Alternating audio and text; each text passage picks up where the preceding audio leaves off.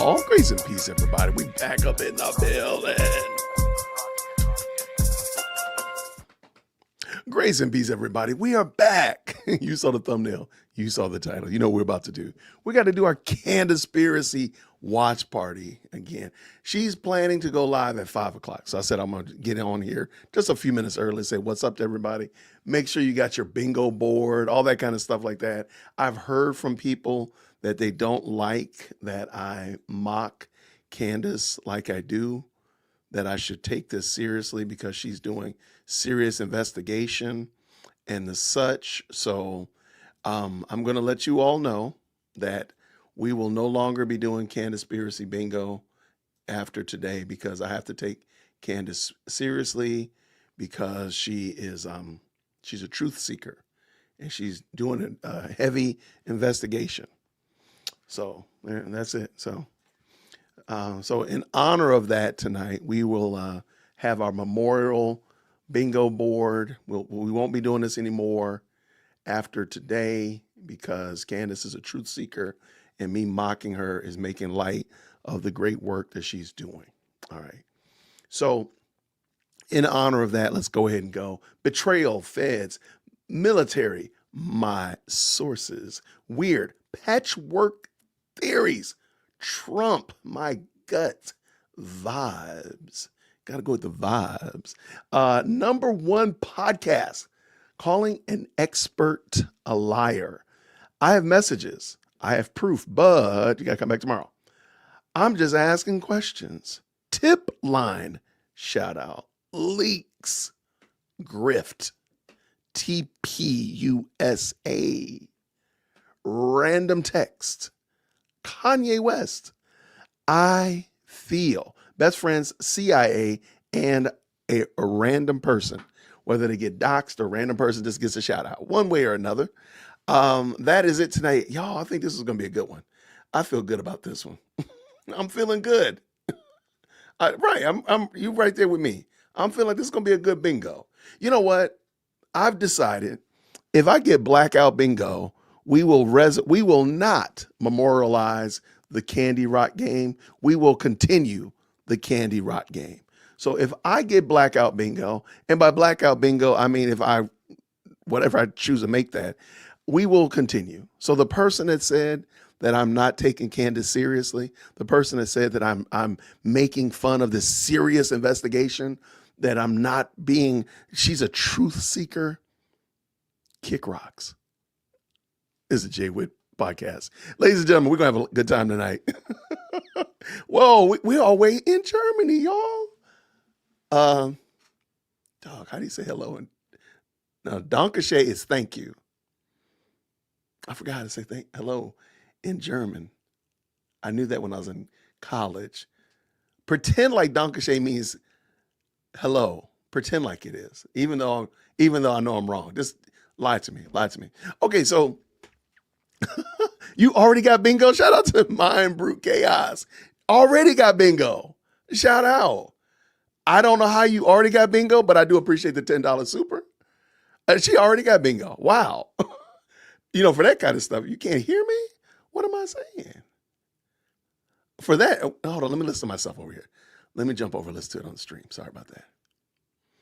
I might be talking a little low or something. I don't know. Yeah. I was talking to a content creator today.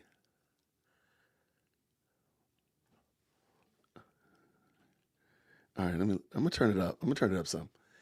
It does sound a little low in my ears. Thank you so much, Mind Brew. Let's just listen real quick, see what it says.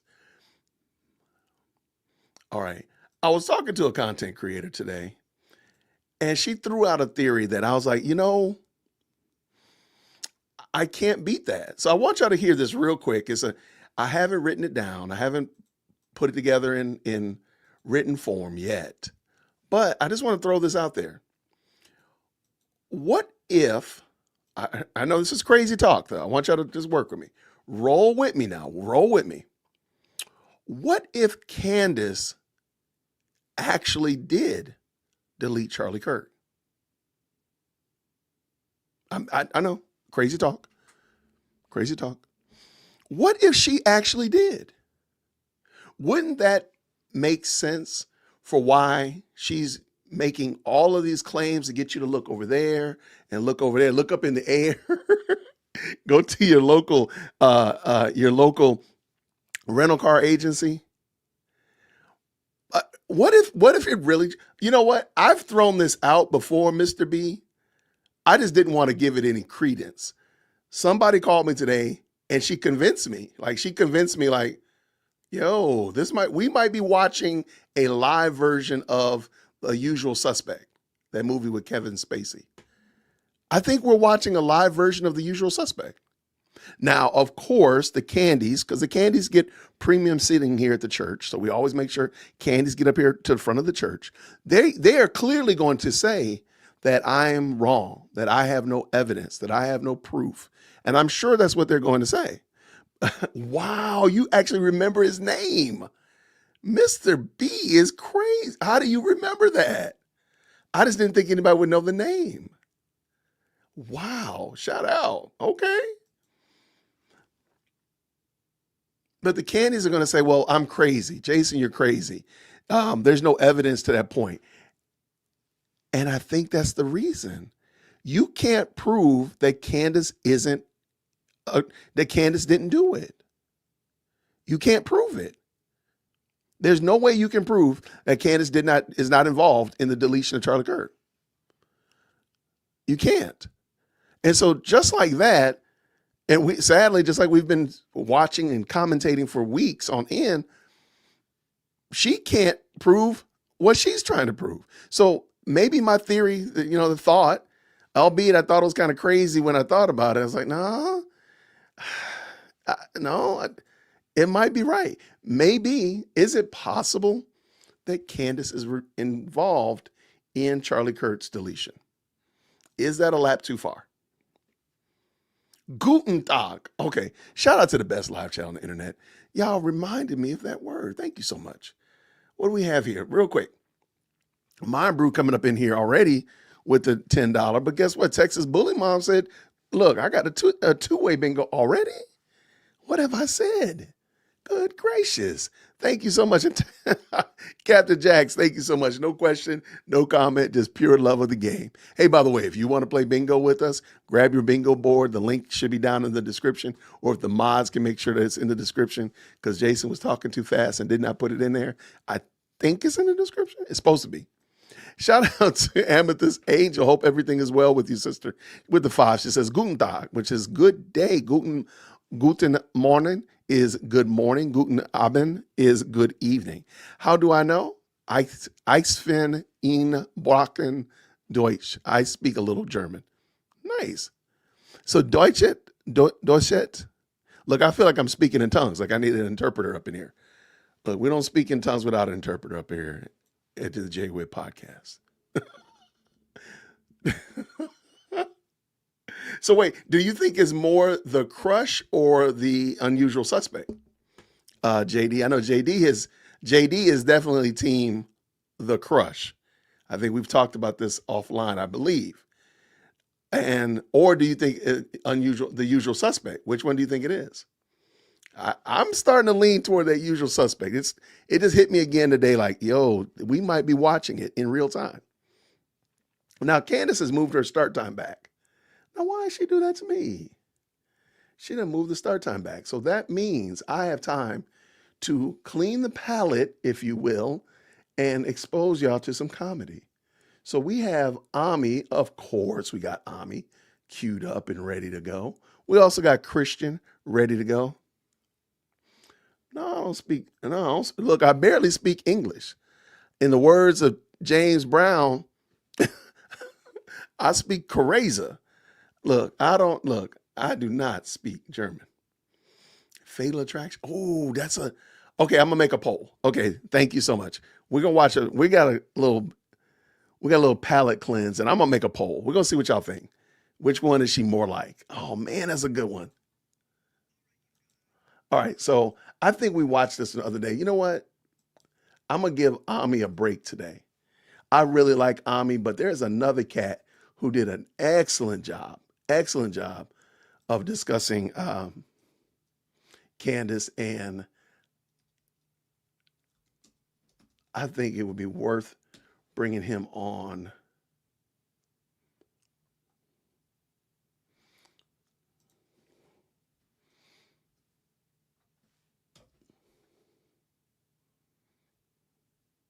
No, wait, what'd I do with it?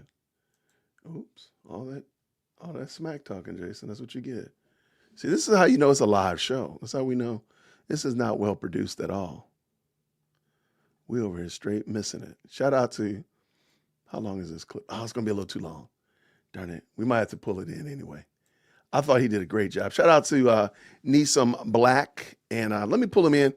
We're gonna give him a little bit of room today. We're gonna let him start the show off today for us, because I thought he did an excellent job bringing up some of the conspiracies that we've been looking at.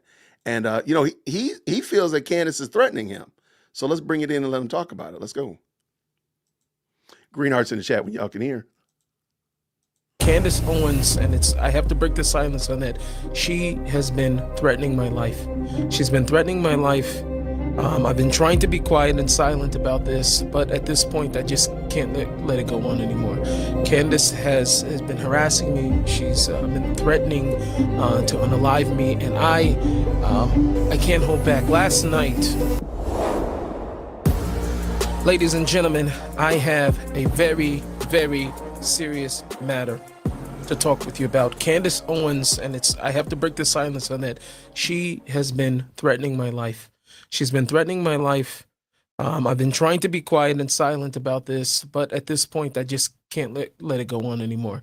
Candace has been harassing me. She's been threatening to unalive me, and I can't hold back. Last night was really the last night that I could take this. I was at home and I noticed, as I looked up, I saw a plane. And when I saw that plane, it said Cairo Airlines on it. And I'm thinking to myself, like, why would Cairo Airlines be flying over my house at this time of night? So I started to think, and I started to see the deeper messages behind it. Cairo starts with a C that ends with an O. And I started to think that maybe CO, what is CO? And it hit me instantly. Candace Owens. And I felt as if she was spying on me. And then airlines, she's after me. And I started to see all of this, and I put two and two together. And I can't say for definite that I know, or that I know, but I know that I know. And I know something else. If you believe something like that, then you are a nut. And you're just as nutty as everybody who follows and listens to everything that she has to say. But you know what? Once you have the #1 platform or podcast, you can say whatever you want and people will believe you. And unfortunately, that's what's been going on with Candace Owens, you guys. Obviously, I'm saying all that I said at the beginning as a joke. And that's obvious for, people with the right mind, people that are, sensible individuals, know that what I just was saying was completely outrageous and outlandish. But with her, she can say whatever she wants. And not only that, she can move the goalposts whenever she wants. And she can make up whatever she wants. And people would just believe it. Here's a tweet from Candace, okay? She says that the worldwide Zionist mafia has explicitly and implicitly threatening me. They've been threatening her and Tucker Carlson for almost a year now. The entire world is tuning in and is aware that this is happening. Why is our government allowing it, right? So the obvious question has to be asked here. Where are the receipts, Candace? How are they threatening you? Show us the emails. Show us the videotapes. Show us something to let us know that they've been threatening you. I mean, and what does it have to do with anything? How are they threatening you? Listen, because things like this that are so huge, fantastic claims have to have fantastic evidence. Come on. And this is a crazy and preposterous idea, but she does it anyway. Candace again on a show, unfortunately, and I'm sorry to keep covering her, and I'm sorry you have to keep seeing her, but if we don't call it out, then it will continue. This is Candace moving the goalposts once again. It was after the public execution of sitting President JFK in 1963 that the CIA established Operation Mockingbird. Deep state assassinations require deep state solutions. They spent an offensive amount of money to control the press and to control the narrative, to put an end to the public asking common sense questions about what actually transpired on that fateful day in Dallas. To put it simply, the deep state declared a psychological warfare campaign on the people. In effect, their soldiers were the journalists and the writers. Their goal, obviously, to get people to just stop asking questions, to almost criminalize asking questions via methods of gaslighting. Fast forward to 2025, and they're running the exact same playbook. If you want to ask questions, ask good ones. Just ask good questions, right? And when you're asking a question, actually be asking a question. Don't insinuate things. Just ask the question. Or even if you want to imply something, that's totally fine. But be able to back up what it is that you're implying. We have watched this series go on. Those of you who have actually watched it, those of us on the outside fringe just waiting for the highlights of these clips to come out. Now, we have watched her move the goalposts over and over again. What happened to Bridget Macron? What happened? Candace, what happened? I thought you weren't going to stop until you cracked the egg. All type of, I mean, and she just, is trying to, I guess to some degree, get herself into these situations where she gets into a lawsuit. And it may happen soon here. I don't know what's going to happen. TPUSA, Erica, all these guys are very big on free speech. I don't think, at some point this is free speech. And keep watching this because you're going to hear the head of Charlie Kirk's security talk about free speech and the difference between that and what Candace is doing. So please keep watching. But Candace here is insinuating that you're not allowed to ask questions, and it's not the truth. We're always allowed to ask questions. It's just whether or not the question is a good question or not. Let her go. Charlie Kirk was assassinated. I'm just going to jump in real quick because we've always heard this, that there is no dumb question. That's not true. That's the biggest lie. There are some dumb questions. There are. That's just it. There's a reality that there's some dumb questions. So shout out to Brother Black over here because I think he's right on the money. Let's finish up. Let's go. Assassinated in broad daylight, and they immediately deployed their troops to criminalize asking questions. Nobody's doing that. What are you supposed to take from the everyone? You know what I mean? Mm-hmm. I think the implication was dramatic, and I think a lot of people reading the tweets would assume that she meant Erica Kirk. Either Erica Kirk is evil and was in on it, or Candace Owens is an evil. I think that what Candace Owens is doing right now is evil. It is evil what she was doing right now. Post Charlie, there was so much unity, so much excitement, so much resurgence in faith and newfound interest in faith, and that now there is discord, so many distractions, and that is just like Satan, who comes to steal, kill, and destroy. He is called the great accuser. He is the sower of discord, the author of confusion. The reason I haven't weighed in on things is I'm an eyewitness to events, and they said, don't comment on things because anything you say can mess that up. I don't want to mess up any trial for the person who did this. That's 1,000% right. But Candace Owens is well within her rights to suggest certain things and all this, and she has the right to free speech and all that. That's fine. She's right to ask questions. I just think it is hurtful and not helpful when you cross a line to strongly suggest somebody's guilty of something for which you have no evidence. Challenge accepted, Frank Turek. Let's go Max today. Let's go Max today. Let's go Max today. Because today didn't finish. I'm sure you already know, today didn't finish. It was the, continuation of the series. And this is what, it's hard for me. I have to keep bringing this up, but you can't tell yet that you're being gaslit? You can't tell yet? All of you Candace fans out there, I need the front screen. You can't tell yet that you are being gaslit by Candace? All this has to be in another series. Oh, please tune in tomorrow. I'm going to reveal something else.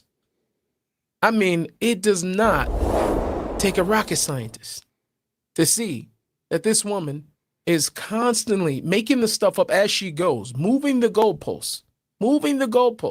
Check it out. First it was Israel, then it's TPUSA. It's insinuated that it's Erica, but she didn't say it. She just asking questions, right? And now there was a mysterious Egyptian plane. Egyptian planes.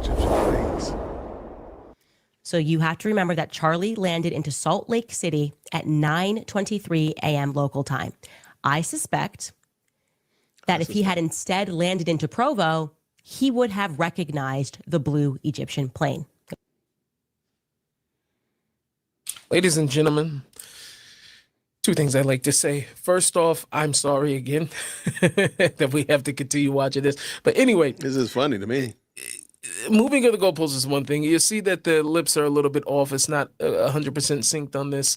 I apologize about that, but sometimes when you're so busy telling lies, the lie may leave before the mouth starts moving in the first place. Number two, though, however, is that what you'll see is that there's never any definite thing that's going on. It's mystery after mystery after mystery. And really what this is this is a soap opera. Reality TV ain't reality. And I'm just telling you, for all those, for me, I've been on, reality shows, some that's aired, some that have not aired, and whatever. And I can tell you right now, it's fake. I can tell you it's fake. And I can tell you that this individual right now is fake. I don't know what she's like in her personal life. I heard great things about who Candace was when she's not in front of the spotlight. But whatever it is, and maybe this personification of whoever she is or what she's projecting, it's completely disgusting. And the reason why this is even worse is because, you could play, there's times in WWF wrestling or WWE, it was WWF when I grew up. Now, where, sometimes, The Rock's the bad guy, or Stone Cold Steve Austin, he's the bad guy, or the good guy, or you had all these different characters, and that was fine. It was just wrestling, you know what I'm saying? We pick up in the next couple of days, we'll see WrestleMania, we'll see, whatever the case is.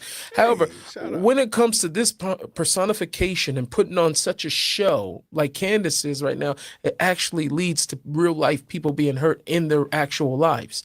And that's what makes the person, regardless of who she is behind all of this, completely evil. Completely evil. And it does not matter. Not saying a person's above repenting and all that other stuff. I know everybody loves to say that, oh, she could come back. I'm not dealing with that right now. What we're dealing with right now is the disgusting behavior that we're seeing right now that is actually putting other people's life in danger. With all of this nonsense. Egyptian planes, ladies and gentlemen. Let's finish talking about the Egyptian planes. Okay. It's not every day that you see an Egyptian military craft.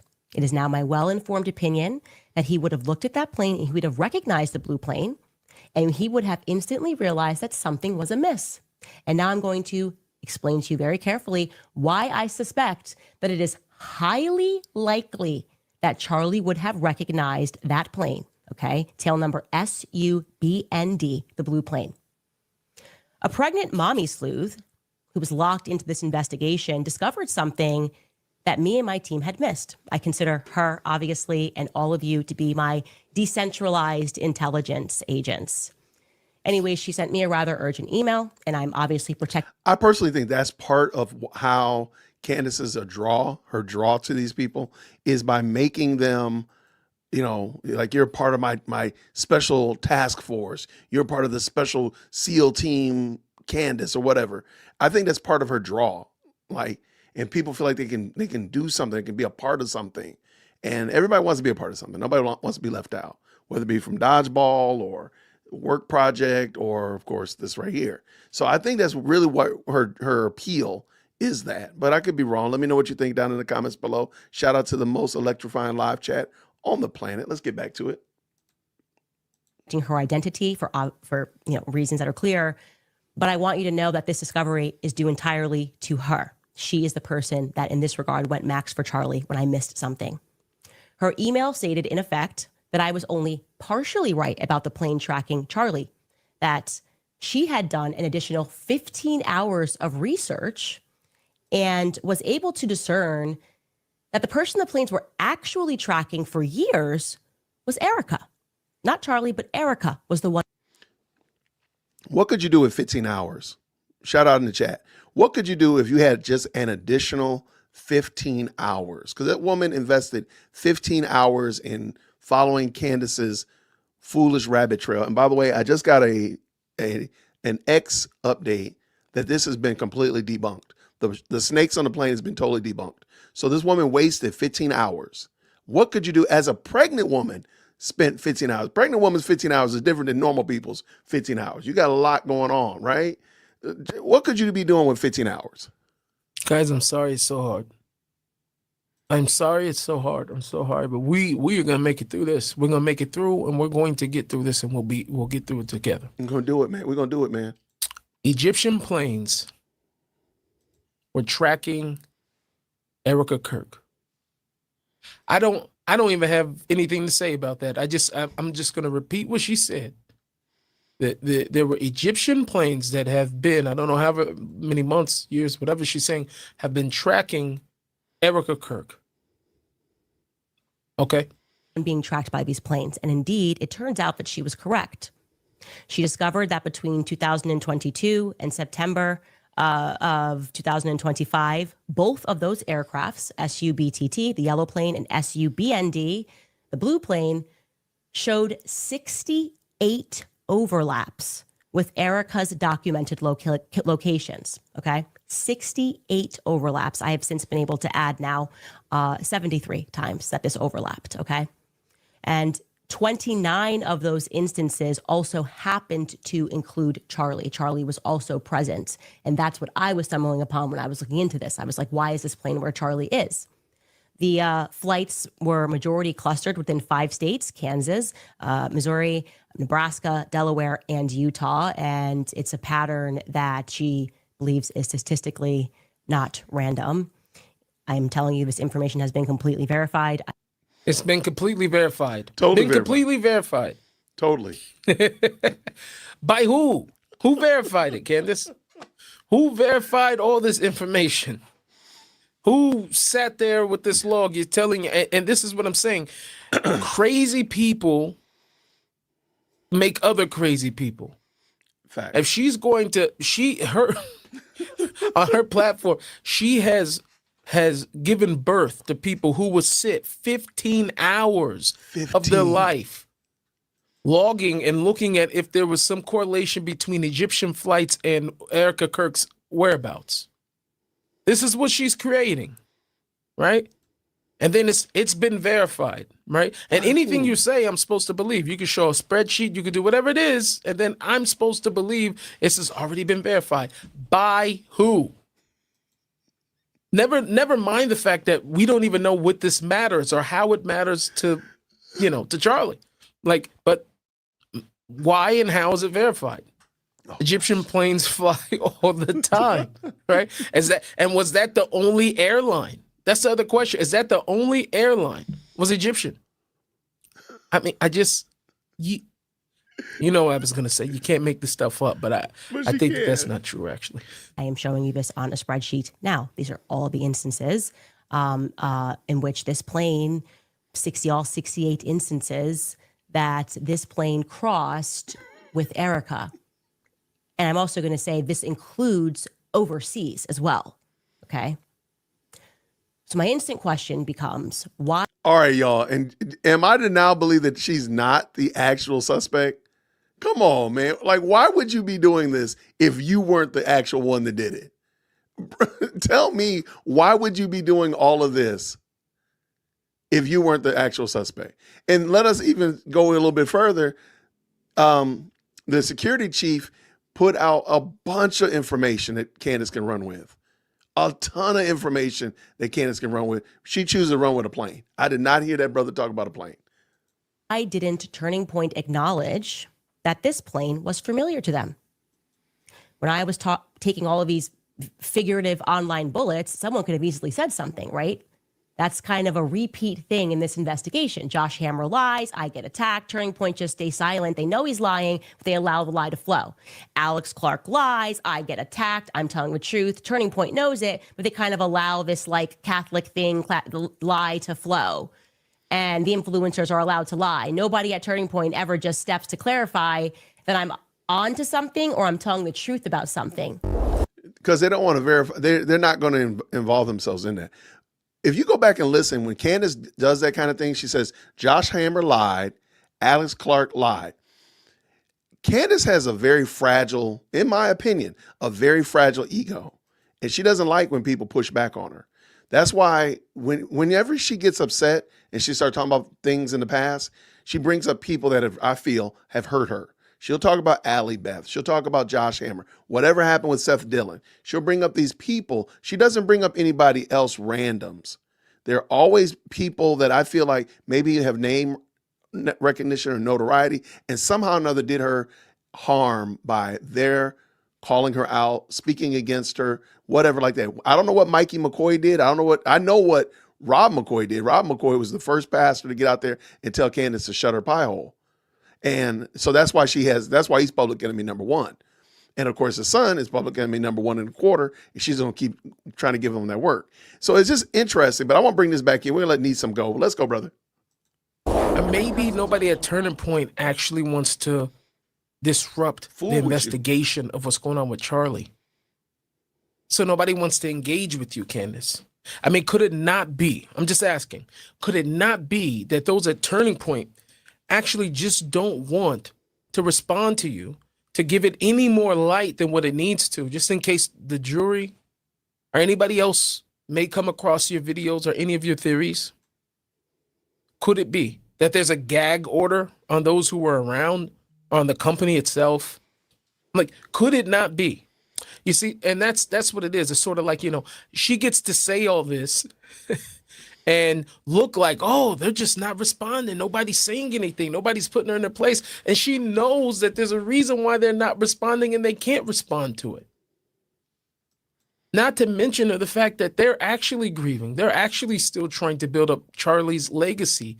And as you and all the other ones are busy trying to tear down Charlie's legacy. It is so, so unfortunate. I have a clip here from Charlie's head of security detail. And I usually don't like to do clips within a clip, but you have to see this. It's a little extensive, but I want to go through this with all of you.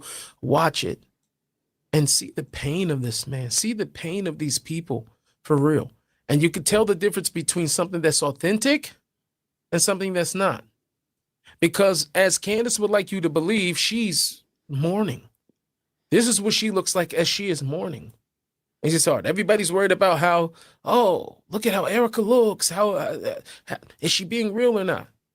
And they won't accept the fact that people mourn differently, that people are the way that people deal with challenges. No, it's okay. Because Candace is really mourning, right? That's what's really going on. Check out this clip from the head of Charlie's security detail. Or attached to any type of foreign entity. It's one of those, it's crap on its best day. You can go back and look at his speeches, and Charlie was an absolute supporter of Israel. Why wasn't there a sniper on the roof? We have concerns with rooftops. Oh, listen to this. We got a location that we're not keen with. This is unbelievable. We know what our responsibility is. We know what our statutory authority is. We know that we can't go up and set up our guys in sniper observer positions. It's not going to be allowed. And so we have some correspondence with the chief of the school. Why he won't stand up like a man and admit this, I don't know. But he's watching a bunch of men lose their careers. And he's okay with it. Mm. On Monday before, this correspondence went to Chief Long. Hello, Chief Long. We received this message today from the student group. There is a student roof access pretty close to where CK will be set up at the Utah Valley. The Sorensen Center has a couple of staircases that go up to walkways on the roofs. And so he comes back and he says, you want access to the roof? And came back and said, I was told students have access above us. If this is true, it would be nice to either have it controlled access or allow one of my guys to be there as well, if possible. Now, you see this from what we're seeing. This is how things really happen, right? It doesn't have to be always some crazy thing. As he said at the beginning of this clip, we don't have to think it was some foreign entity.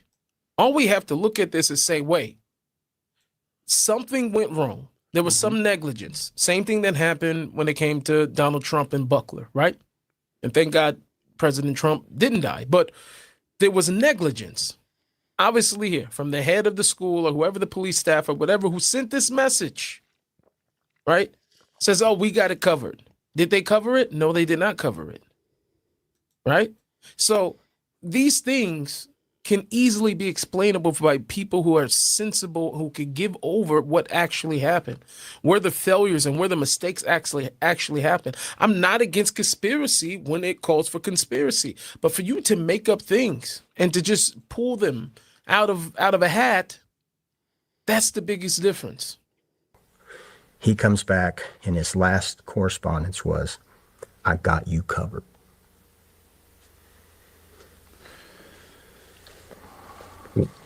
What else am I to do? when a command level person from an accredited police department says, I've got this area. Jeez. Have you been in who is that? So we know what happens from here, y'all. And I want it real quick because Candace has actually gotten started. So we're going to go ahead. We're going to flip over here real quick and check her out. We're going to see what happens. I'm sure it's going to be earth shattering. So jump in, everybody. Green hearts in the chat when you can hear. Let's go.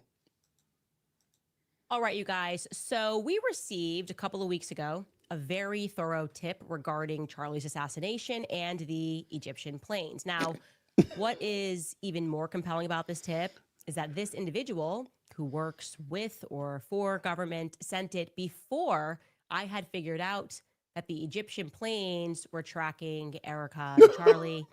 Now, the individual also focused on something that at first seems to me to be very micro to the situation, and now it seems quite macro. Of course. And it's an answer perhaps to the question, what was the Egyptian military plane, which left Provo on the morning of Charlie's assassination, doing in Delaware, actually? Oh, my We gosh. should figure that out. Welcome back to Candace. All right. Now we got, oh, man, we about to, now we got, now Delaware is catching it. Now, hold on. Let's see who's an astute student. Why is Delaware going to be interesting? Why do I think Delaware might be interesting? I don't know yet. I haven't followed this. What do you think she's going to tag into this? Hold on. Let me see. Joe Biden. No. Oh, wait. Did I see it? No. Why is Delaware? Well, of course, hot air. That's for sure. Let me see. Come on, wait. There it is right there. The Macrones. That's right. That's where the Macrones are suing her from. Is she going to try to throw some kind of shade on the Macrones case?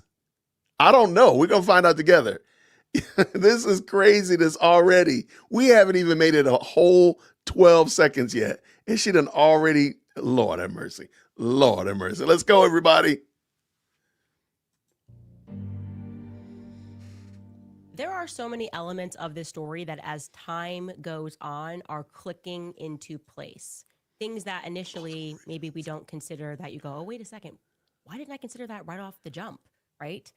I was, of course, very surprised by the two Egyptian military aircraft that in general, just why were they here? Why were they there at all? You do realize that these are private jets. These are not like F-16 Tomcats, right?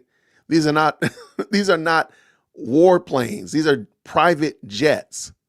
Again, you can say they're Egyptian private jets, but she keeps trying to put that military aspect into it as if they're like warplanes. And that's not what they are. Okay, I just want to make sure y'all are aware of that. And not even for 1 second Not did 1 I second. stop and think, is this even a routine flight path at all? Like, why would these jets, ostensibly filled with government-level Egyptians, That's right? jets. Particularly the yellow jet, tail number SUBTT, which kept overlaying, sometimes even for days, in Delaware. Why would they do that? Why would that plane be doing that? I don't know. Tell us Pull why. up that timeline again that I put together of you guys of the blue jet and the yellow jet. And we virtually in all the stops, you can just scroll through this. Like we kept noticing that yellow plane was going through Paris, it was going to Wichita, but very often it was stopping in Wilmington.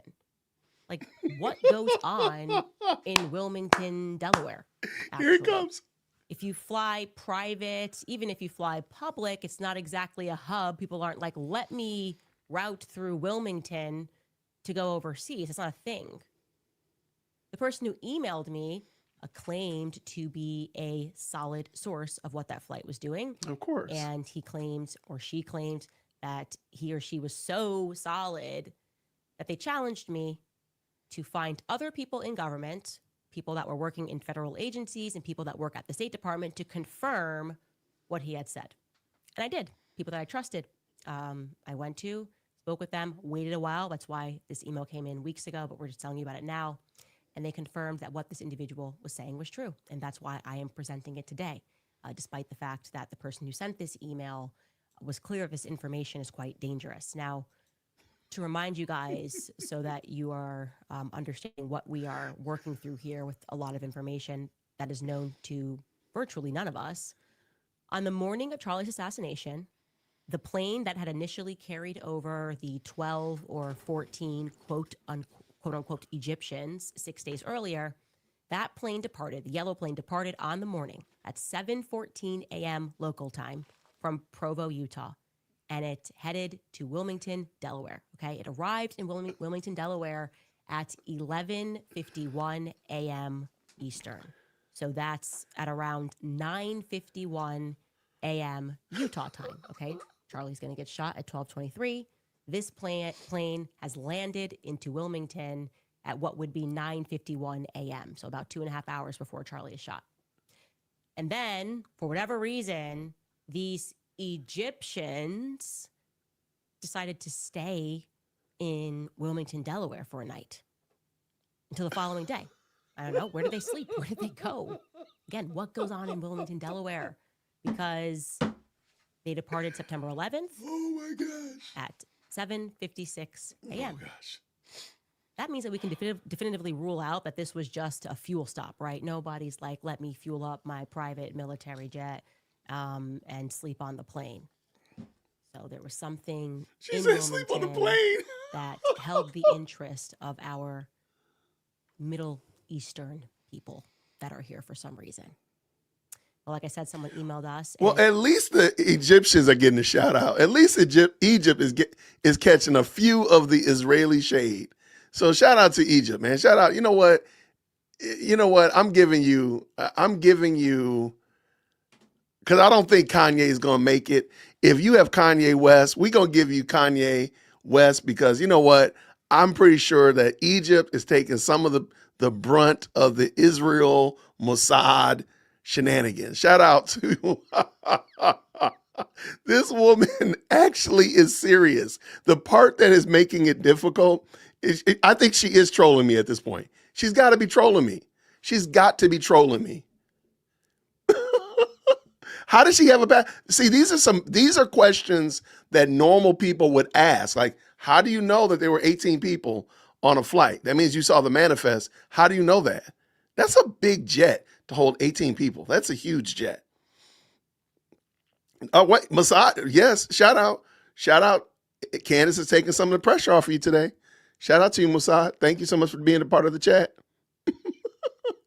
Somebody, maybe she was off her meds with Snap. You know, Snap has been off for a while. Maybe her medicine is tied to the Snap benefits and maybe that's it. I'm hoping that's it.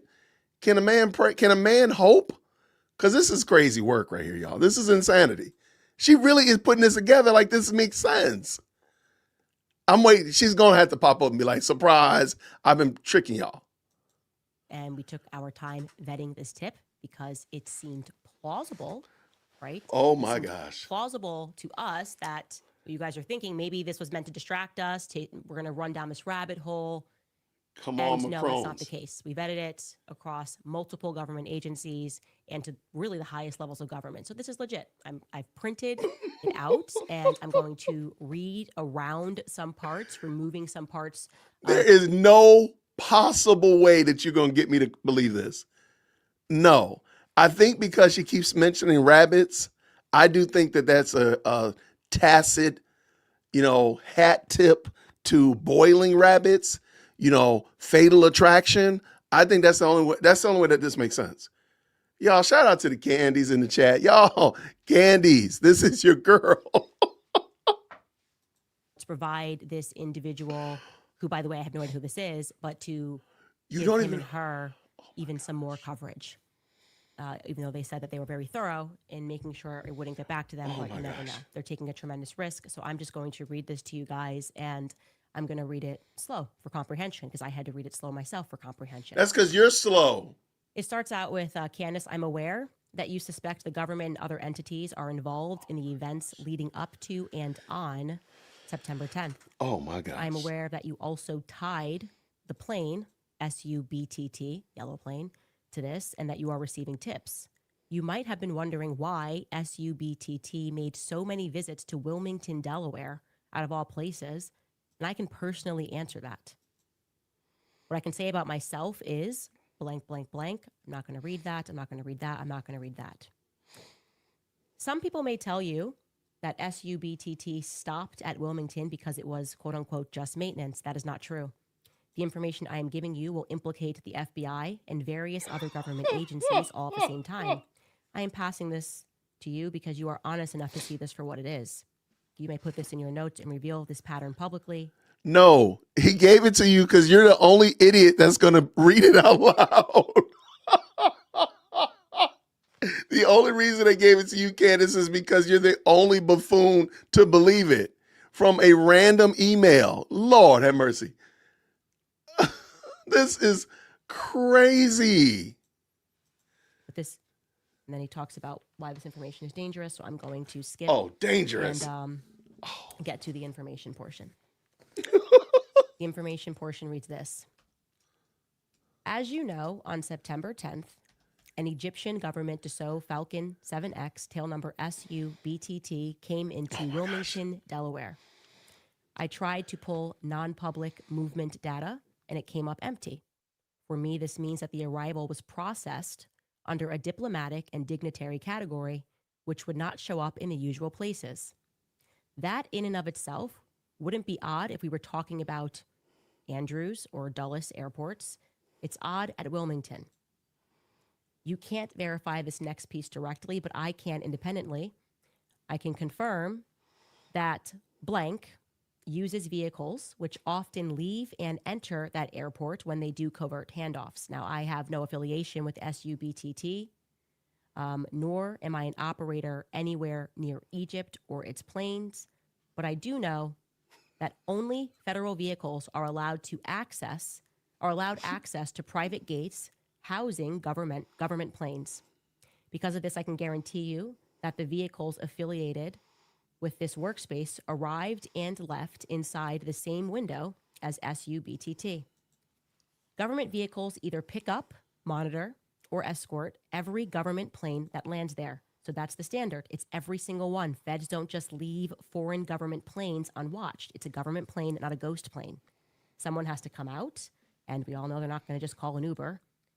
Given that I know most of the locations that these vehicles visit, I am entirely confident in stating that the plane and those vehicles are connected to 920 North King Street, which is at a place that is marketed also as 1 Rodney Square. Nearly every federal vehicle that visits the airport will pass through King Street at least once, because that is where the majority of the vehicles are ultimately stationed. We do this because it is discreet. The reason people don't know about this is because assets can be transferred to cars without diplomatic plates. You can't just do transfers with diplomatic plates out in the open, or it would immediately tie assets to government. That's why the fleet is either federal, unmarked, or local. So when I say government vehicles, what I'm really saying is they most likely immediately swapped the plates for local, but they still had federal clearance. I'm going to skip this because I think this could be... I think you should skip it all. Call me crazy. The whole idea is they get in, they have a meeting, they get out, the plates are then changed back, and they go back to a designated area. However, sometimes it is decided that they need to have a meeting in a more convenient spot, a meeting that's not in a car. That is what I am telling you happened with SUBTT. It obviously would be impossible for me to show you the evidence of these activities because I obviously can't do that. I obviously can't pull dash cam or cameras, but I am telling you that this is known among insiders, and if you want confirmation, you can ask Intel insiders of yours. Anybody who watched James Bond movies from the 80s and 90s already knows that we are aware of this. They put it in plain sight. We've seen this. Y'all, this is embarrassing. This is embarrassing. She's literally reading this as if she... And they will confirm that that is exactly what happened. You may ask why this happened in the first place, and I'll give you my best information. Come on, and France. where it gets big. In June of 1997... If France gets brought up, y'all, everybody's getting blackout bingo. I don't care because I'm going to pass out on the floor laughing. If France gets brought up, I'm done. We're rage quitting. Bingo. Everybody gets blackout bingo. If she mentions France or the Macrons, it's over. Bingo's done. The Department of Justice's own directory lists, quote, Wilmington Resident Office, 1 Rodney Square, Suite 404, 920 King Street, Wilmington, Delaware, 19801. That is your line to know that it is a federal resident office that is at that exact address. You can open it yourself in this link and look for a page titled 675. Okay, we did that. We confirmed that. Wilmington Resident Office, Suite 404, 1 Rodney Square. And so we can confirm this is, like he says, or she says, the Department of Justice's own directory list. Okay. Today, if you punch that address into public directories, you will find the DEA, Drug Enforcement Agency, at 920 North King Street. And at the same address, the United States Secret Service, 920 North King Street, Wilmington, Delaware, 19801. Both are live. Both are at Suite 404. Both also publish phone numbers. In the Secret Service case, the agency's own 2025 field office list still shows Wilmington, Delaware. That means the suites that the Department of Justice owned in the 90s never actually went away. This eventually evolved into a multi-agency space in a commercial building. The building looks like if you decided to cut the 33 Thomas Street building in half. Seriously, if you Google image 33 Thomas Street in New York City, that's the building that Snowden leaked. Find one that makes it look brown and then compare it to 920 North King Street in Wilmington. It looks exactly like a mini version of the thing. The only difference is that 920 North King has glass windows. Now, you saw people on X saying that SUBTT has an alibi because it, quote unquote, aligns with a long-standing Falcon. Candace is giving out so much pertinent information. I really hope that we hear this, y'all. Be careful. FBI, open up!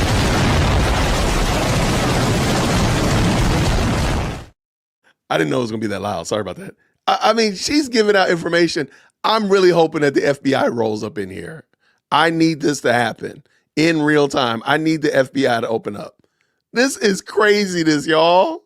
So instead of the most simplest answer that a Trantifa furry deleted Charlie Kirk, we're better poised to believe this, what's his name? Tom Clancy mystery, Jason Bourne identity with a Jacques Cousteau and Mr. Magoo mashup. That's what you want me to believe. I'm going to go with the FBI. I'm going to go with FBI open up. I don't know. Maybe they're punking. Maybe the FBI is punking her and they just want to see her read it. And they're all just like laughing. Like, I cannot believe she ran with this, guys. Yo, guys, she really is reading it. Listen, y'all come over and look at this. This is crazy work. Maintenance arrangement out of Wilmington that dates back to 1999. You remember that, guys? They told us, oh, they were just doing maintenance. This is maintenance here, maintenance there, scheduled maintenance. That's the part that really sent me because I know that's the part that really set me off because I know that you are right about the plane. And I also know the truth about this plane. Yes, Wilmington used to have a Dassault Falcon authorized center, but it shut down around 2021. Then, and this is verifiable, in December of 2024, a French aircraft finishing company called Satys, SATYS, announced that it was taking over the shuttered Wilmington Airport hangar. And every Delaware outlet said the same thing. Satys will invest a little over $1 million. And get this. So you see that? We are pulling that up. We have confirmed that that is true. This is a French company that said they were going to take over this hangar in Wilmington. The Delaware River and Bay Authority is the one that is making that deal. DRBA is a bi-state authority, except the key. I know y'all are wondering where I am. Y'all call my wife, call my kids, tell them I love them. I have died on the floor. She has mentioned France. I'm dead, y'all. I'm dead. Everybody gets blackout bingo. Call my wife, call my kids. Tell them I love them. I'm dead.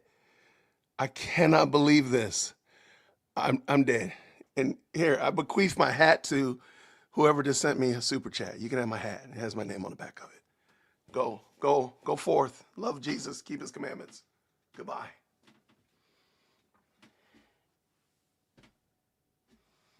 Okay.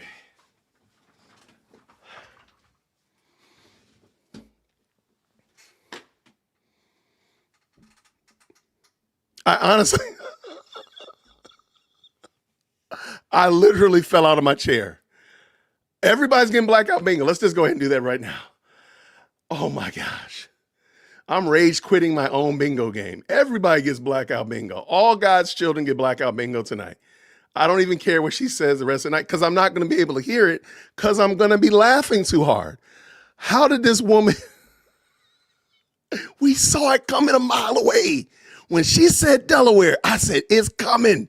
Viva la France. Viva la France. When she said Delaware, I said, she is going to bring up them doggone French. The French is about to catch it. This is how to, y'all, I don't care what anybody say, y'all.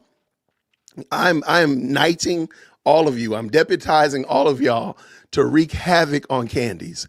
If there's a candy here, I'm sorry. You get no duck and quarter today. You get no duck and quarter. I'll try to be back nicer tomorrow.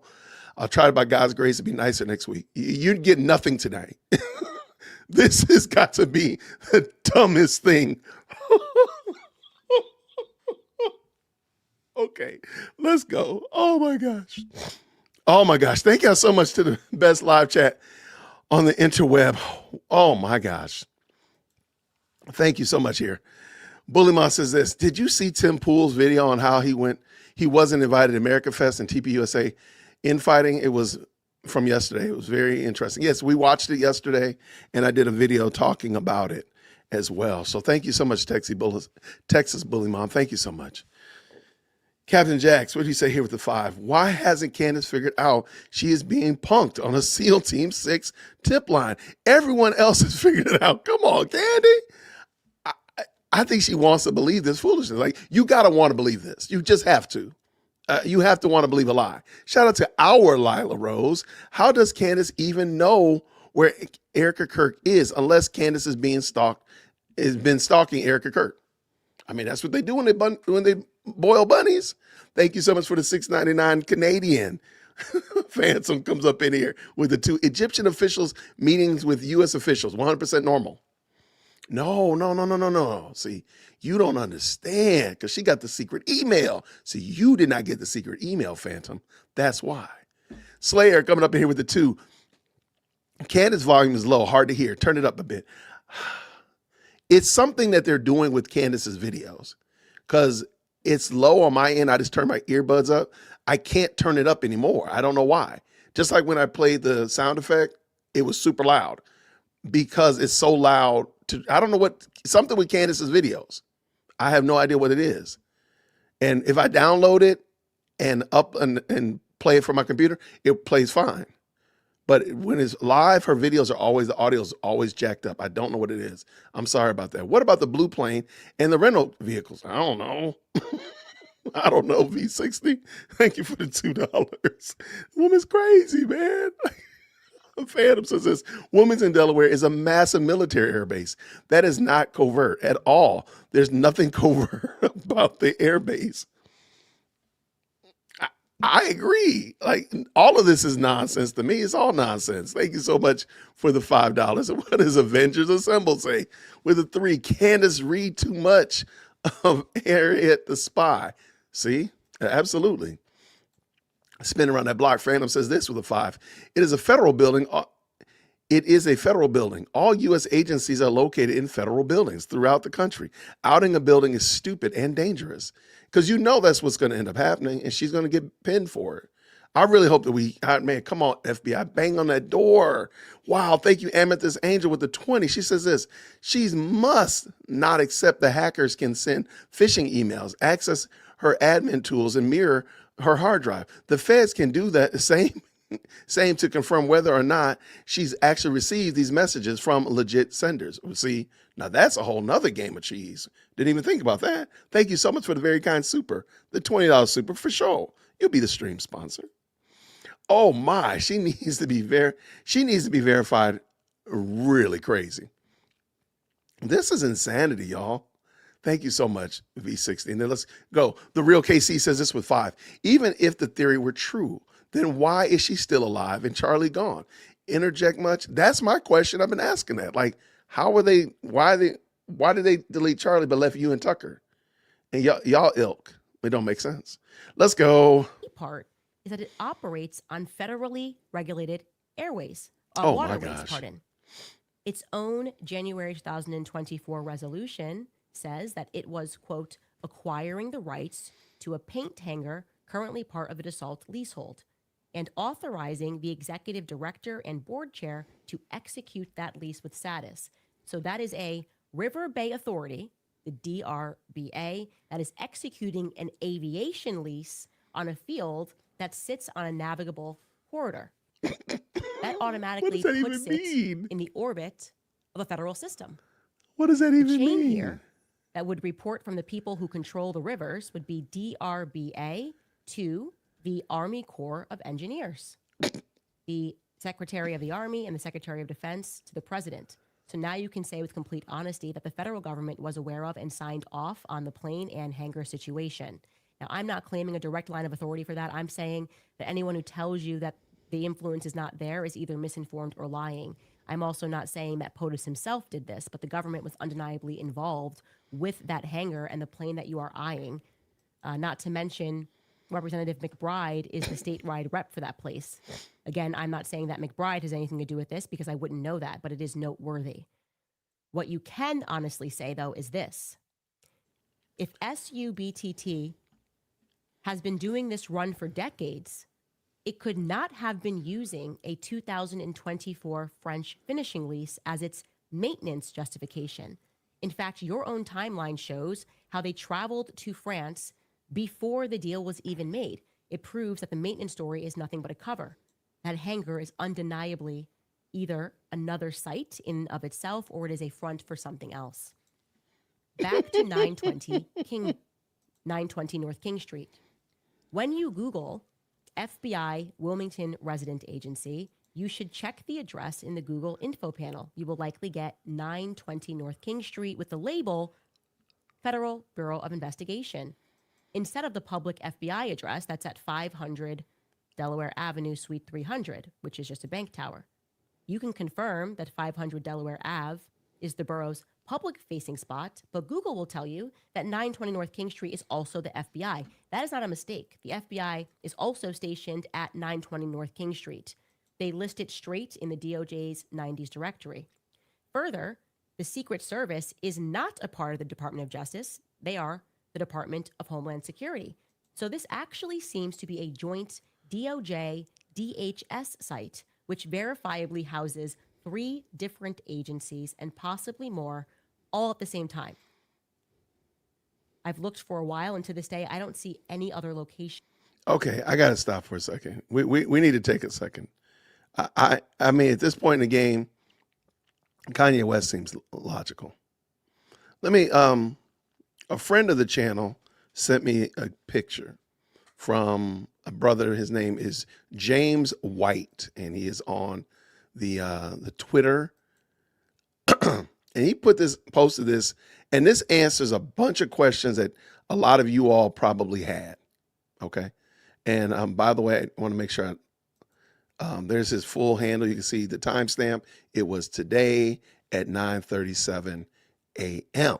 All right. So James White says this. So yesterday, I made a comment about how Candace Owens has spun off into Looney Land. And as of this morning, 277 comments, most in her defense and promoting conspiracy stuff. Israel did it, all of that kind of rhetoric. So I started clicking on the names. Didn't do all of them. I have a life to live. But every single one I clicked on that was negative to me doesn't follow me. Must had sub 100 followers. In other words, I'm sorry, it says must. Most had sub 100 followers. In other words, bots, trolls, clearly searching on keywords and then doing their thing. No, I'm not suggesting we give up on social media. I've seen it get to folks who needed it, but don't think most of it is real. All sorts of bad actors have bot farms set up in their basements trying to be influencers when they individually can't make a coherent argument about what they have for dinner. Shout out to James White. And I think he's right on the money. I totally believe that most of Candace's supporters are bots and most of her supporters are out of the United States. Prove me wrong. That does that. I guarantee you've never personally heard of a federal site operating like that either. No matter what anybody tells you, if they say they lease like that all the time, that is not a justification. Multiple agents of multiple different agencies in one suite is not common or typical in the slightest. A joint office is common, but there's a line to draw between a joint office and at least 3 different agencies alongside contractors all operating in one place. Also, take a look at the borough's own press release from December 5th, 2024. Christopher Wray, quote, met with key partners and stressed how critical FBI partnerships are to protecting our communities. They chose to mention partners. They didn't say that he met with agents that were assigned in Wilmington. They foregrounded partnerships. That's the vocabulary that they use when the space is not purely FBI and it lines up with what is actually happening at 920 North King Street, which is the FBI, the DEA, and the USSS, United States Secret Service, and others are working together in a commercial tower. Here is the link for that. Why did she think? Release. Why did In she that read link, this and Ray think it was? confirms that the place houses private partners as well. He says, quote, if you step back and look at how much closer our partnerships are now than they were 5 or 10 years ago, it's a defining trend. I think of significance of this positive transformation. We have an entire generation of law enforcement and the private sector working together, trying to figure out how to help each other and to have each other's backs. Yeah, to have each other's backs. So let's recap these facts. Oh my gosh. On September 10th, an Egyptian government aircraft with a history of flying to France and the United States lands at a small Delaware airport under a French company maintenance pretext that doesn't actually match the hangar timeline because the French visit predates the French company's deal. Within an hour, federal SUVs move from that airport to 920 North King Street. 920 North King Street has been a federal residence office since at least 1997, and today it houses the DEA, the FBI, and the United States Secret Service, all at the same address. The hangar the plane would have used is controlled through a DRBA lease that itself is nested in federal waterways. The FBI also publicly talks about key partners in Wilmington on the same year that the hangar reactivates. I'm going to skip this next portion because he tells me how I can verify this. And like I said, I did that. Skip the whole Once thing. more, go through this logic and ask yourself how this makes any sense. That's On a great November question. 13th, 2022, SUBTT flies from Cairo to Paris to Wichita, Kansas, to Wilmington, Delaware, back to Cairo. That is already a 4-leg, 2-continent hop that ends in Wilmington before going home. 4 days later, on November 17th, 2022, it does Egypt to Wilmington, again, departing at 8:54 a.m., and this time it stays in Wilmington until November 20th, and only then returns to Cairo. So that is 2 Wilmington arrivals in the same week. Can you imagine trying to read this to a jury to get them to convict? I'm sorry, to not convict Tyler Robinson, and you use this as the evidence? I'm throwing Tyler Robinson in jail just so I can stop hearing this. Just so I can stop hearing this. Like, what in the world are we doing? This sounds like the ravings of a lunatic. This is craziness, y'all. Nobody burns a government Falcon 7X on 2 separate Wilmington runs for no reason.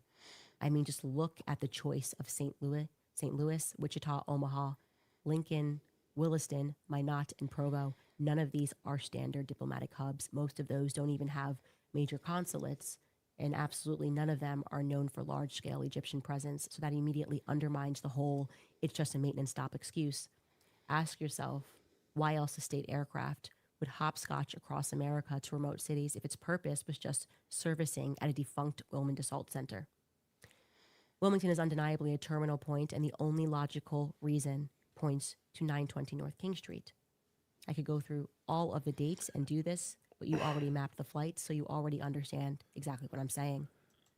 Obviously, I can't tell you how I know this or who I am or exactly who it is that I work for. My motive is simply that I can no longer keep this stuff in my head anymore. I just need somebody with a history of doing the right thing and figuring out the entire truth. I hope you can understand why I cannot verify my employment here. I took a big risk to tell the truth. So somebody could just write her an email and say, I'm under NDA. I can't verify my position. And you will get literally a 15-minute ad read on her channel, and you don't even have to pay for it. You just shouted out Zillow, you shouted out Google, you shouted out the federal buildings, all the different alphabet agencies in the government. And she is not smart enough to realize that she's being played. This is amazing. I mean, this is amazing. My hope is that you will at least check me on it. Shout out to the J-Way podcast. And verify the flight patterns. That woman looked up like she had really said something. Okay, hold on. I got to back that up because she meant that thing. She's going to flip her head back and look like, I know I said something. Okay, hold on.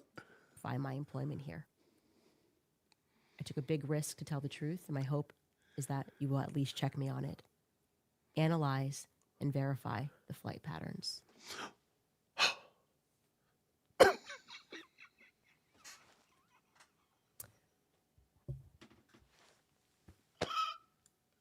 Call my wife. I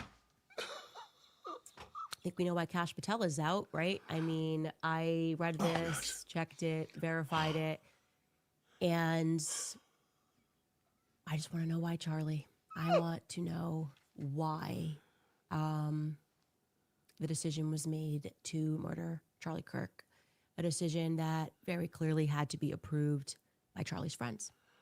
That is the crazy. That's all I have. I want to know. These are crazy words that we're hearing. Oh my gosh. Oh my gosh. Okay. Why is my chair so low? What's wrong with me? All right. There. We've resolved that issue. There we go. Y'all, this woman is insane. And she just knows I'm going down. Help her brother out. Oh my gosh. And she just knows she's cooking. Oh, Kash Patel, you need to resign. Oh, his friends pull the trigger. Ma'am, you're just taking this information from a random email. I mean, I could go on X right now and say, I'm the one that gave her that email. She couldn't prove otherwise. I could say, I'm the one who did this. I sent the email. Because then to verify what she's saying, she would have to, to prove that I'm wrong, she'd have to show what she's redacted. And I can say, no, I can't tell you anything because if I do, it'll get me in trouble. I'm already in big hot water right now. There you go. This woman is insane. Look at that face. Shout out to that face. Somebody said, I am really good at clipping and getting these faces. I have a whole file of the most ridiculous Candace faces. And now I have yet another one. Okay. I want to know why. I think we deserve to know why. And instead, we're going to be sued. I guess, is this going to be the pathway forward? You're going to start murdering more people in broad daylight for knowing? Is that our consequence? Is that like the slave consequence? Is that like, Did you hear her say we're going to get sued? Okay, I know. I told you I wasn't going to be backing up. This is my first time ever doing this. Did you hear that? Did I send the email? I cannot confirm nor deny. But for a small cash app of $7,000, I will answer your question because of course I'm getting paid. Listen to what she says here. I want to know why. I think we deserve to know why. And instead, we're going to be sued. I guess, is this going to be the pathway forward? You're going to start murdering? Who said she's going to get sued? Oh, when did suing become an issue, a thing? She's already said this one before, though. She said this before,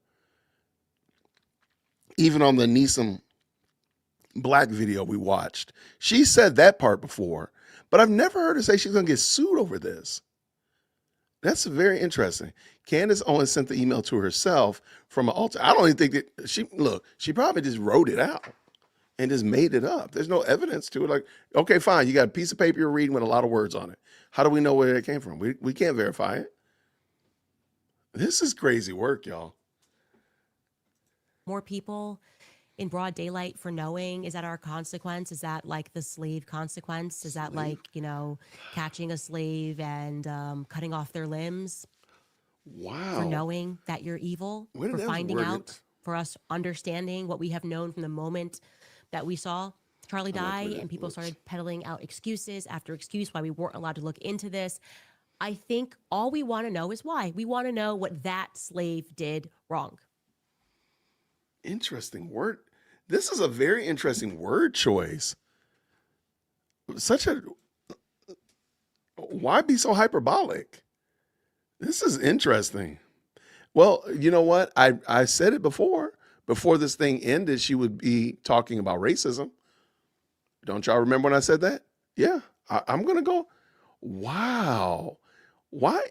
This is so interesting. I think that's fair. I think we just want to know what he did wrong, okay? Because that email, that checks out. Yeah. Secret Service, the FBI. I wrote that. I sent it to you. DEA being involved. I sent it. Why this plane, the quote unquote Egyptian plane, landed into Wilmington. That checks out. It's odd, though, to me. If you follow this story, she has called these planes jets, military planes, and she's used all kinds of different vernacular for these, which just seems odd to me because she knows it's a private jet, but she wants to make it sound very problematic. And I do think she did pick the one that looked like it was French. That is interesting, too. Okay, let's go. This woman is crazy. So I guess to our government, what's the next move? Like, are we just going to keep spending hundreds of millions of dollars trying to see how much money can be spent on a psychological operation to convince people not to believe their own eyes and to convince people to accept the Fed slop, to convince people that Charlie ate 3,000 pounds of energy coming at him? Can we know why? What? We just want to know what he did. I want to know what Charlie did. I think about this. It is like, what did Charlie find out? Charlie found something out. That's it, guys. Charlie found something out, and it cost him his life. That's an interesting take. Okay. But it's not the truth. It's something that you just put out there. You're just positing it. You're just putting it out there. Charlie found something out. Like, well, what is it? I don't know. But I just know it's true. How do you know it's true? Again, y'all, candies. I know y'all candies are in the best live chat. Y'all come on up here to the front. Make sure we make room for y'all. And yes, I'm going to make fun of you today. So just don't be sensitive. But she's literally just making that up. She's just saying it. And then she's saying that it's true based upon no evidence, nothing. She just said it. That's crazy work, y'all. I knew something. And whatever it is big and it is ugly. And deep down, I think we know what it is. I think we all kind of know what it is. No, we don't. Because we're not crazy. I don't even know what to say. beyond the fact that we are being ruled by sadistic criminals. All of us, the whole world, every nation, okay? A gang of demented psychopaths rule over us, and their solution to being caught doing psychopathic things is to murder us. To murder us. But they took Charlie, but they left you. That's the part that, let's just say everything you're saying is true, Candace. You were more problematic before. If let's just use this whole scenario. They deleted Charlie to put out a warning to everybody else. Then why didn't they take you out as a warning to Charlie? Because Charlie was much more favorable to them than you were. I'm just wondering. That's all I'm trying to figure out. So we'll take a quick break and come back. Woo. All right, you guys, this holiday season. This is some wild work. Wow. Hey, by the way, somebody told me that I'm wrong when I said that Candace's show is recorded. And what I want to do, because we don't actually listen to her ad break, I just want to bring this in and show you. And I'm going to back up because clearly we just backing up today. All right, look at her right now. Okay, look at her face, look at her blouse, how it's situated and everything like that. And remember, this is allegedly live. So just like me, she's doing this thing live. She's got the teleprompter. She's much more poised than me. She's not falling on the floor laughing at herself, all that kind of stuff like that, because she's a much better performer than I. She's much more couth than I, more under control, that kind of good stuff like that. Okay, so notice her. Look at her hair. It's all on point, all that kind of stuff like that. Now watch what happens. How did her hair get changed that quick? I'm just asking a question. Now, surely, maybe she recorded it. Like, look at her blouse. Her blouse is totally changed. The cup is moved, all that kind of stuff like that. Now, maybe she recorded it before and she inserted it in the middle of the live stream. Okay, sure. If that's what you want to believe. Or after watching this woman just make up stuff out of whole cloth in front of you, maybe you will just believe that, you know what? Jason's not making this up. The show is recorded. That's all it is. And that's it. Okay. So she's back. Let's go. This is crazy work. So I'm going to go ahead and take his advice and analyze and verify the flight patterns. And I'd like to draw your attention to, there's just something in the back of my mind that I haven't shared yet that is bothering me about the flights on that day that scrambled to get to Charlie after he was shot. And I'm going to call these our green planes. Green means go. These are the planes. And I've already mentioned to you guys this first one that we ended up discovering was related to, can you pull up this, thanks. The Cessna Citation that holds 7 to 8 passengers. That's the one that departed from Scottsdale at 8:00 a.m., landed into Provo at 10:06 a.m., and then it immediately departed for Santa Barbara, landed into Santa Barbara, and immediately departed for Scottsdale, landing into Scottsdale at 12:44 p.m., so just after Charlie got shot, because that's Scottsdale time. I am curious about who was on that plane because we can attach that to Turning Point USA. Turning Point USA is featured on T.W. Lewis's foundation website. They are partners. That doesn't mean that TP USA people were on the plane. That doesn't mean it. Just because they are partners doesn't mean that they're the only people that they work with. Maybe it was a rock star. Maybe it was taking, CEO of Goodwill somewhere. I mean, come on, like Candace, this is exhausting at this point. Like at this point. So now we got murderers in Delaware. We got murders in Santa Barbara. Whatever. Let me tell you what I think happened. This is what I think in my theater of my mind. I really think Candace was offended that nobody was believing her with the plane thing when she first brought it up, and everybody was really digging at her about not knowing the universal time difference. And she really was offended. I think she was, dare I say, mad, angry, upset.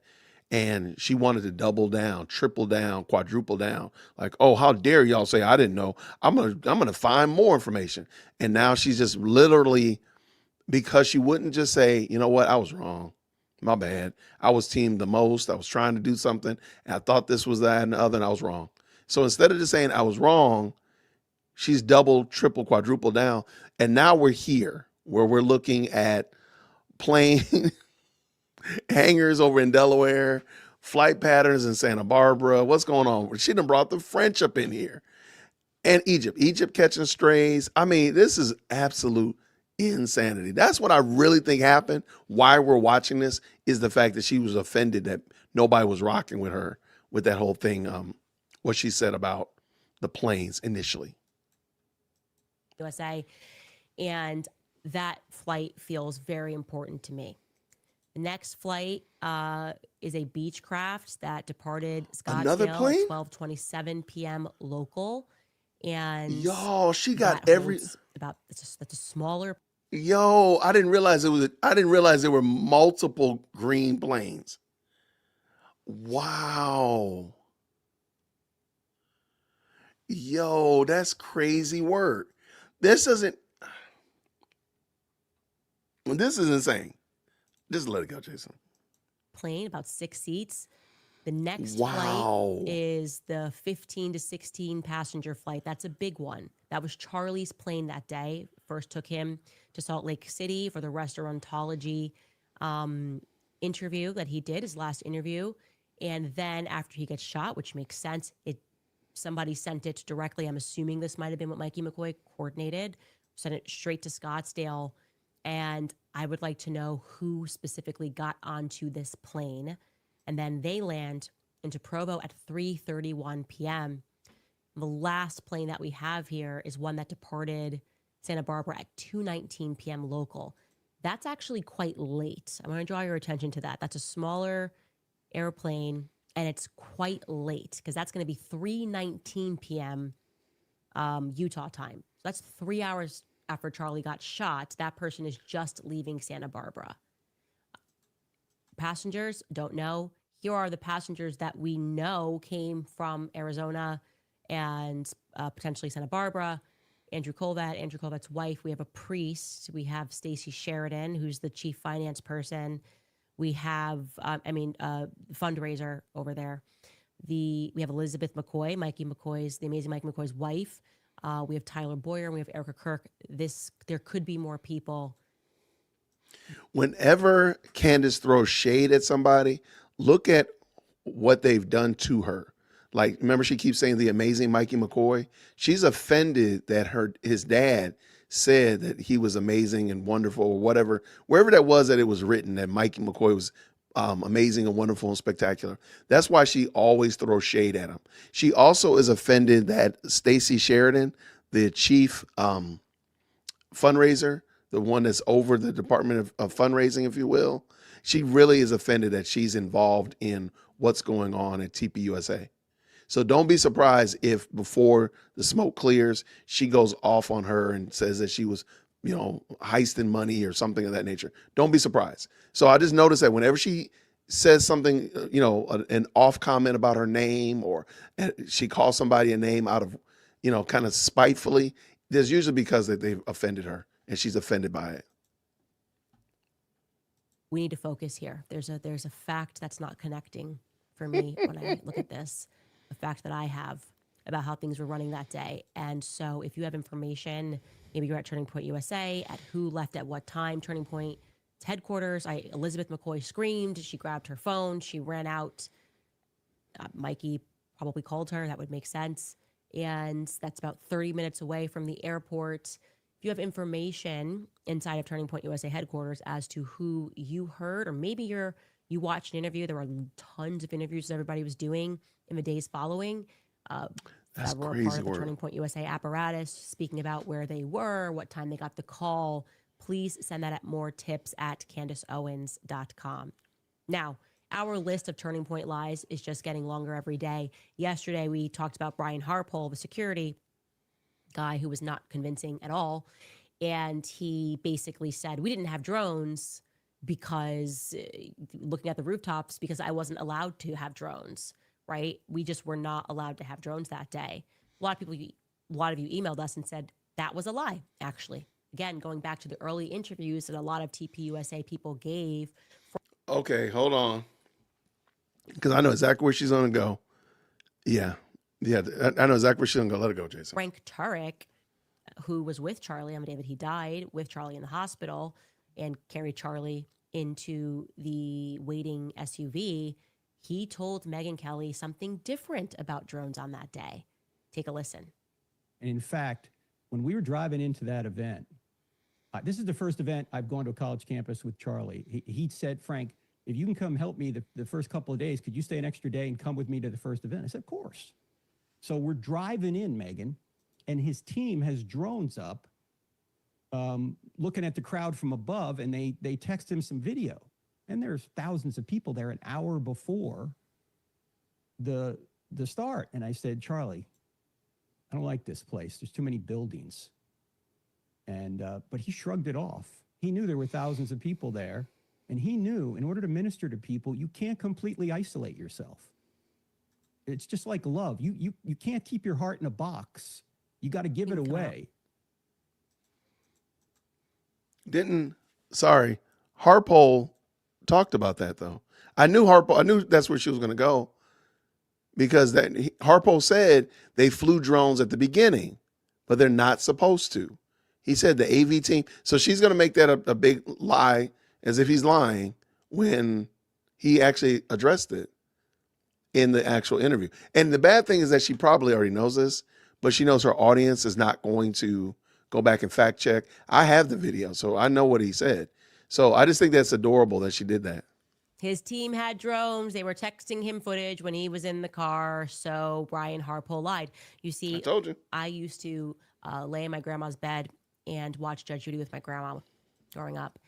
And a lot of it, actually, my grandma had a bad hip. So she sometimes had surgeries, and we'd watch Judge Judy. And I remember in my brain, maybe Judge Judy made me like this. I don't know. But she used to say, if you lie, you better have a good memory. That's the problem with lies. You got to have a real good memory to lie. When you're telling the truth, you don't have to have a good memory because it just happens. So you just say it. And Turning Point is not having a very good memory right now. And it's hard because they did so much speaking in the aftermath that they can't go back and delete files. And so we can add that to our list now of verifiable Turning Point lies.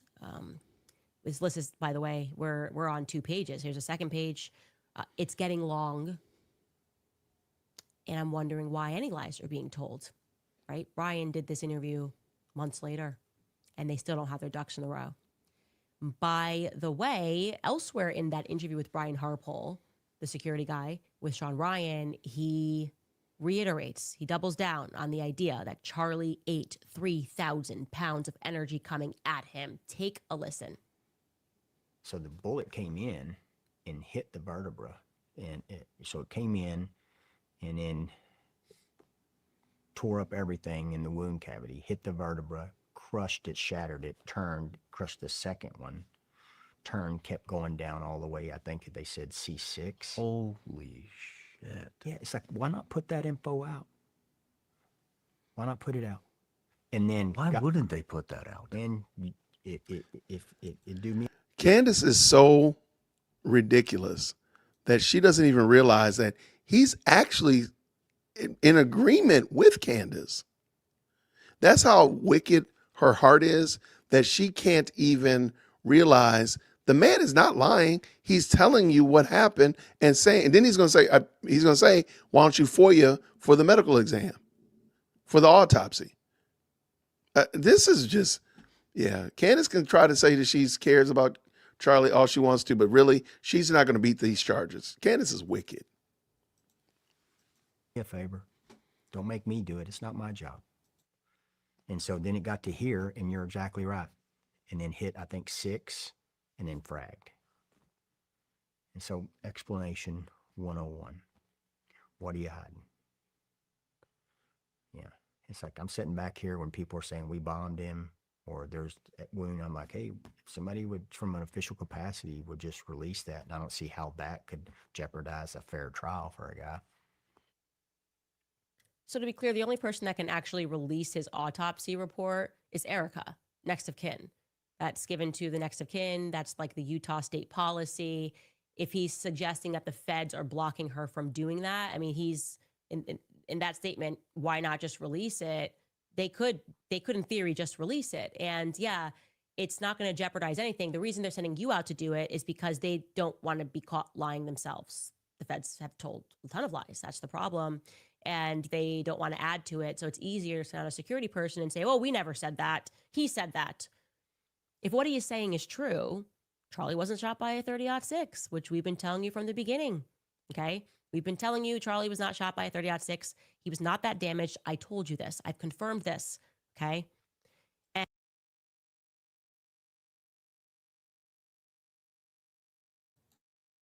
Candace, you're also the same one that told us there was no blood. Remember, you don't have a really good track record. I'm just saying. And so you are left to believe that this really was a modern day miracle. And here it comes. That bullet came at him from 150 yards, 3,000 pounds of energy, and it just pinged off the back of his neck and went down into his stomach. Or Charlie was shot with a smaller weapon. Okay? A smaller caliber. Either or. You get to decide. You get to decide whether salad can do that. You get to decide whether you're accepting the Popeye the Sailor Man narrative and he ate spinach. And then the next thing you know, everything was great and he was strong. You decide. They think you're stupid. They think we're all stupid. No, obviously, you think you're stupid. We think you're stupid, Candace. Nobody's actually saying this. I mean, again, at this stage of the game, she should have already, why is she not interviewing a ballistics expert? Why is she not having a ballistic expert explain how this works? Because you do realize that she's going with the mindset that one gun can only shoot one type of bullet. And the type of bullet that the gun can shoot has to be the most lethal arm possible. That's not true. A 30-06 can shoot a lot of different projectiles, and it doesn't have to be the most lethal thing possible. But again, this is because she doesn't want to know. And I'm not even like a gun aficionado. And I know that what she's saying is ignorant. And anybody, if she spoke with anybody face to face, not just doing YouTube research with somebody, again, not saying those are bad, but just get somebody, like literally talk to them. Go to a gun range and actually see what they're talking about. If you're really that invested in it. This is a conspiracy, okay? It is a conspiracy. And I was so happy to hear Joe Rogan spell out and acknowledge that not only are conspiracies real, but they're actually common, okay? He sat down with comedian Theo Vaughn and they discussed just that thing. Take a listen. What makes me nervous is the people that are not aware that all of our assumptions of how the government works were all based on bull. The people that still believe, that are like true believers of one side or the other, true faith in government and experts, those people make me more nervous because some of them are smart. That's what's crazy. When smart people are completely unwilling to recognize that conspiracies are not just real, but they're also not rare. They're very common. They're common and people get away with them. Yeah. Especially when they're in positions of extreme power, like running intelligence agencies. And there's a lot of things that they do that are morally reprehensible, but totally legal. Like they can do it because they're allowed to, because they are a 3-letter organization and they have ultimate power to do a lot of like really gross things that are in the nature or in the interest of national security. So like this is the whole idea behind it. They say like this is our decision. This is the best move for national security. This is how we compromise assets. This is how we gather information. This is how we keep America safe. Yeah, it's like the Jeffrey Epstein files. Like they're out there saying it would really compromise national security if we told you. Yeah, worldwide. If we told you that actually this whole world is being run by pedophiles, our nation wouldn't be secure. You got the files are out now, Candace. The files came out. Crazy. guys would probably be in the streets violently protesting. You'd never send your kids into school. You'd avoid the government like the plague, and you'd stop paying taxes. So we're just going to classify that as a national security risk. That's kind of what that means, obviously. It means that what they are doing is so despicable that if we knew what they were doing, we would not listen to them. That's what that means. That's what that language means. That's why there's been so much protection over Jeffrey Epstein, because that is who rules over us. These people are disgusting. And there's just been so much proof in, particularly, I would say, the last 2 years of that. I mean, any person who actually watched the Brigitte Macron story knows that that was a story about pedophiles in power. Pedophiles in power and the psychopathic lengths they will go through to maintain the lie, right? Because they just think, even though we're lying and we're caught lying and you all know that we're lying, we're the slave masters, how dare you know? And Theo and Joe had quite a laugh discussing the Brigitte Macron non-conspiracy theory. Take a listen. Dude, Candace is the best. I went to see, she has, her and her husband have 4 of the most beautiful kids in the world, and they're so funny, and you go over there and they're just like dying laughing, and one of them looks just like her. It's so funny, dude. Do you think she's right about that French president? Oh, the winner? Yes, whether or not he is married to a man. She's all in on that, bro. Oh, she's all in. Well, They're suing her, aren't they? I think they are. I don't know if they still are. I think they're at least threatening a lawsuit. It's like for like $50 million. Winner? That would be if she ever writes a book, that's got to be it. But dude, it is kind of strange that the guy is dating his teacher, right? Or he was like 40 and the kid was 15. Mm-hmm. Or she was 40, even if it was a she. Like, what?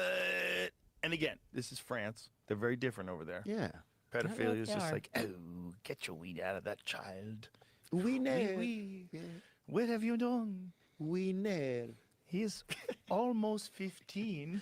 Bro, that if she does, though, she better have a hog on her. And I bet she doesn't.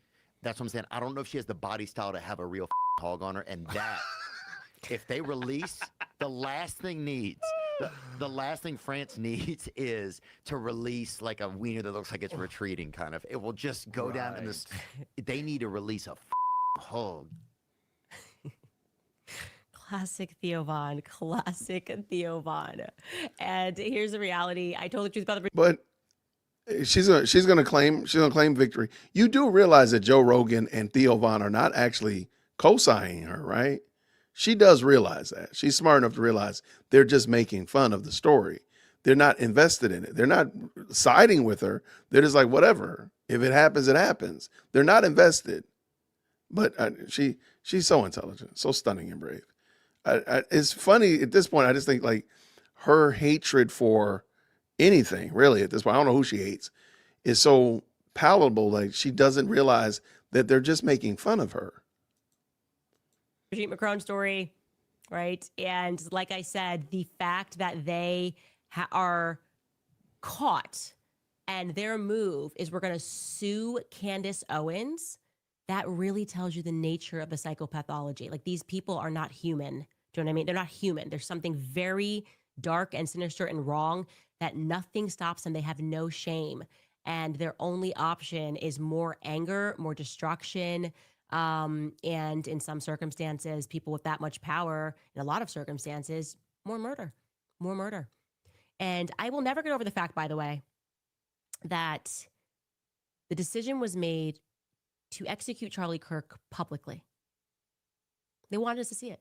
That is something that truly disturbs me on every level to consider, that they wanted us to see it, and then they wanted to spend money on a psychological campaign to tell us that we were wrong for seeing it and thinking about it and not accepting the narrative. Like that really gets to the heart of the disturbing corruption and psychopathic nature of our governments worldwide. I just want to say that, okay? Okay, just now, saying. in funnier news, Lord if you knows she think said it. that by not acknowledging conspiracies, you're somehow going to be spared by them, you're obviously very wrong. If you join the experts, and try to throw mud at people who are speaking Here it about comes. the obvious She's lies, upset. eventually you will get swallowed by them. That's how it goes. You sell your soul to the devil, eventually you'll get swallowed by it. Now, that's not a way to say that Tim Pool sold himself to the devil. He's a bit of a fence sitter. I like Tim Pool. He's always been good to me. But when it matters, he will always just take like a little dig. And he kind of did that when I started investigating the Charlie Kirk series. See, she was kind offended. of said, oh, well, no, you're #1 podcast and you should be more concerned about harmony. As I started saying that the donors were squeezing Charlie. Like, that's the main thing. This is a part of the story. Like, donors were getting very angry with Charlie. And then what happened was that Tim Pool, who is always invited to speak at Turning Point USA's AmFest, they cut him because of his anti-Israel, or what could be interpreted as anti-Israel rhetoric. Anyways, I don't think he ever let's said watch that. Tim Pool in quick succession. That moment before Charlie was murdered, there was a path that we were on that was promising. Now, 2 months later, the narrative has turned into conspiracy drama about Charlie Kirk. If Turning Point was involved in it, references to Jewish donors pulling out and how Erica knew everything, and that's the narrative the #1 podcast has given us. A few moments later. I've not said anything particularly disparaging about AmFest, but they told me I couldn't come. Why? Maybe it's because I said we should stop funding Israel. Maybe it's because I said we shouldn't be giving money to Ukraine. Maybe it's because young people largely don't want foreign intervention, and there are individuals. You know what? I really hope. Yeah, I really hope. It's funny because I told you, Candace is offended. When she gets offended, she doesn't just forgive and forget. She's offended. She's offended because Tim Pool dared to say something against her. I promise you, every time somebody that has gone against her, even in the most minute way, and when they fall or they have a failure, they fumble the ball, whatever, she's going to do this type of stuff. This is her MO. This is who she is. In politics who disagree. There it is, Tim. And I do that in friendly jest, but that's the point. Like, just you got to go after the thing and talk about what's real, because there was an infiltration happening at Turning Point USA. It's still happening, obviously. Charlie was in the way.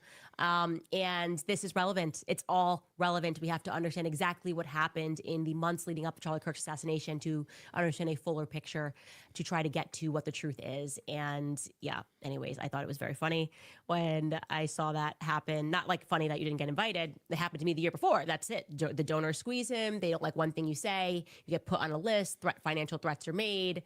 And Charlie was standing up for himself. So, but I do think it's funny that you learned this lesson the hard way. Anyways, again, that's all in friendly fire. We will get to a couple more sponsorships before I answer some of your questions and comments. All right, you guys, you've heard me speak a lot about Nimi Skincare. All right, so shout out to the supers. Y'all are the best. Y'all the best in the block. I don't care what anybody says.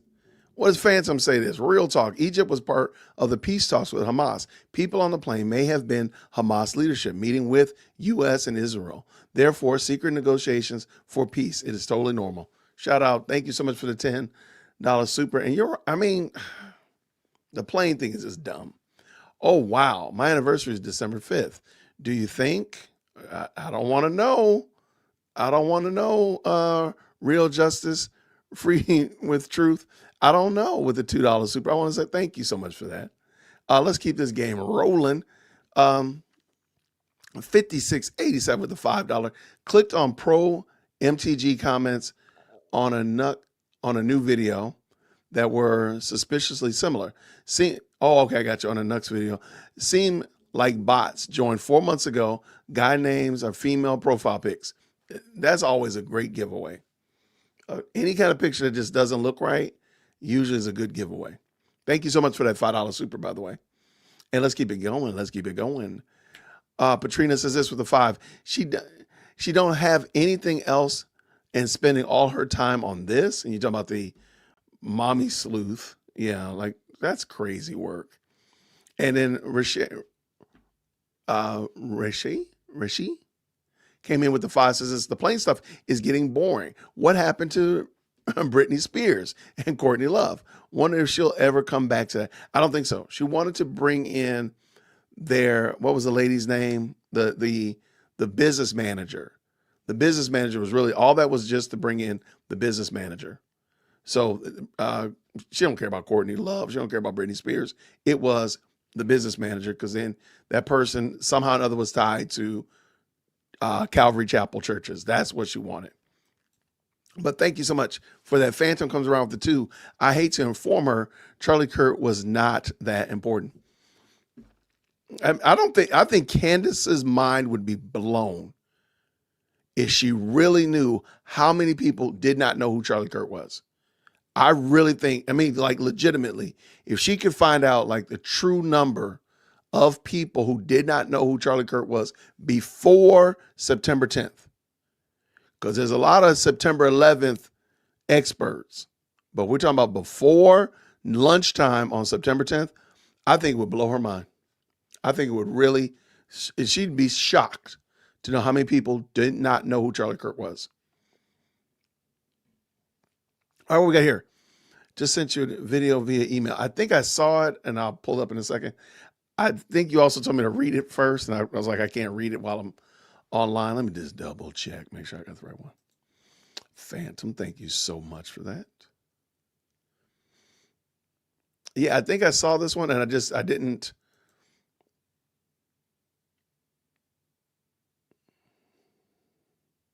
Oh, okay, I got you. We'll pull this in. I like that. Okay, I read the title. I see what you got. Yep, I got you. We'll watch it in a second. Thank you so much for that, and thank you so much. The Weasel with a 10-year-old says this woman is weird, fake and gay. It makes no sense. This is every day. This is every day. Shout out to you. Thank you so much for tapping in. Let's go here.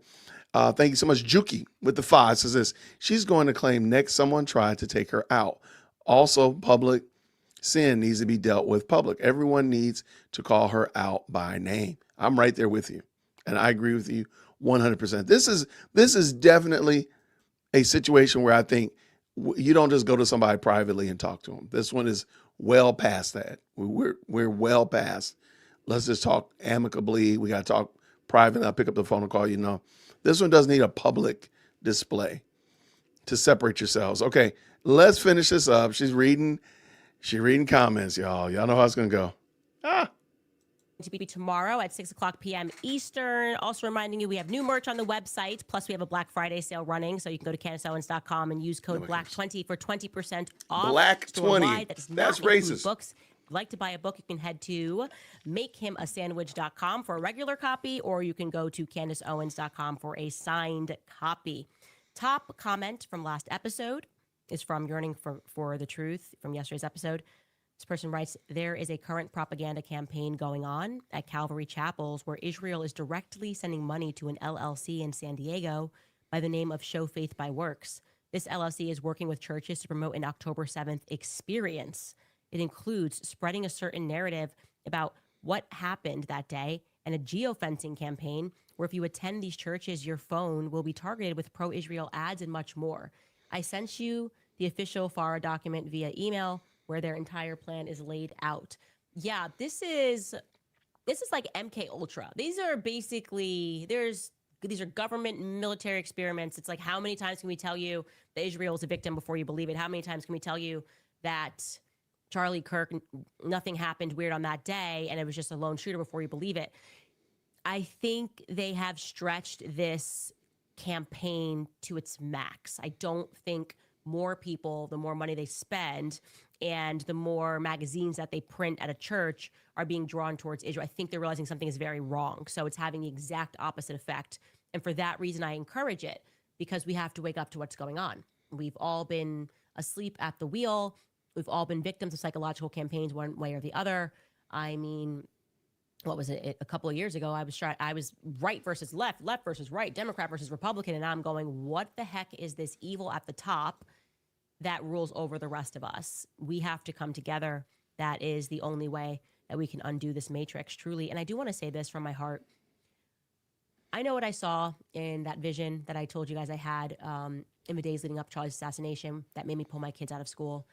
I kind of know where the story is going to end. And I would like to, again, use my platform to encourage you to take your children out of government schools and homeschool your that's kids. the bees. There is something much darker going on in this nation. And I believe that our children are at risk. in government schools. And I just have it on my heart to keep saying that to parents to understand this thing is really ugly. It's very dangerous. And what I effectively feel are sleeper cells all across the nation. Charlie, Sleeper cells. hopefully will catalyze your understanding of that. Something is very wrong. And these people are growing more radical and more dangerous in their demands. And they are, like, if you were in my book club, you understand this. They are trained psychopaths. Like, they conducted experiments to figure out how to make somebody grow up to be a psychopath. And that's what we're seeing. These are people that are in power. Sigmund Freud explicitly spells that out. Doing these things to children, they will grow up and they will be a psychopath. They've understood this. Just want to say that. Protect the children. That is the most precious resource. Moving on, Laughing Cats Music Worldwide. Wow, thank you. That is a tremendous donation that you just made to us. Up until Andrew Colvett told us that we had to believe in miracle vertebrae, I was a devoted TPUSA donor and a show member. How things have changed. I feel like their wheels are coming off with shady people and financials. Go Max, Candace. Besides the pastors, the rabbis, the influencers, and the politicians on X, the rest of the world is with you. Yeah, I know that. And I also know that this is my mission. Like, I just spiritually. I'm going to stop for a second because I know where she's going to go. The bad thing is that she's predictable. You already know what she's going to say. And I think these comments, whether they're good or bad, I think they're vetted because they are helping her craft a narrative.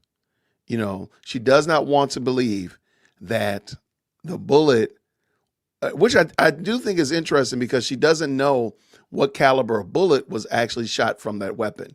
So I do think this is going to become very interesting. We're going to see what happens, but let's go.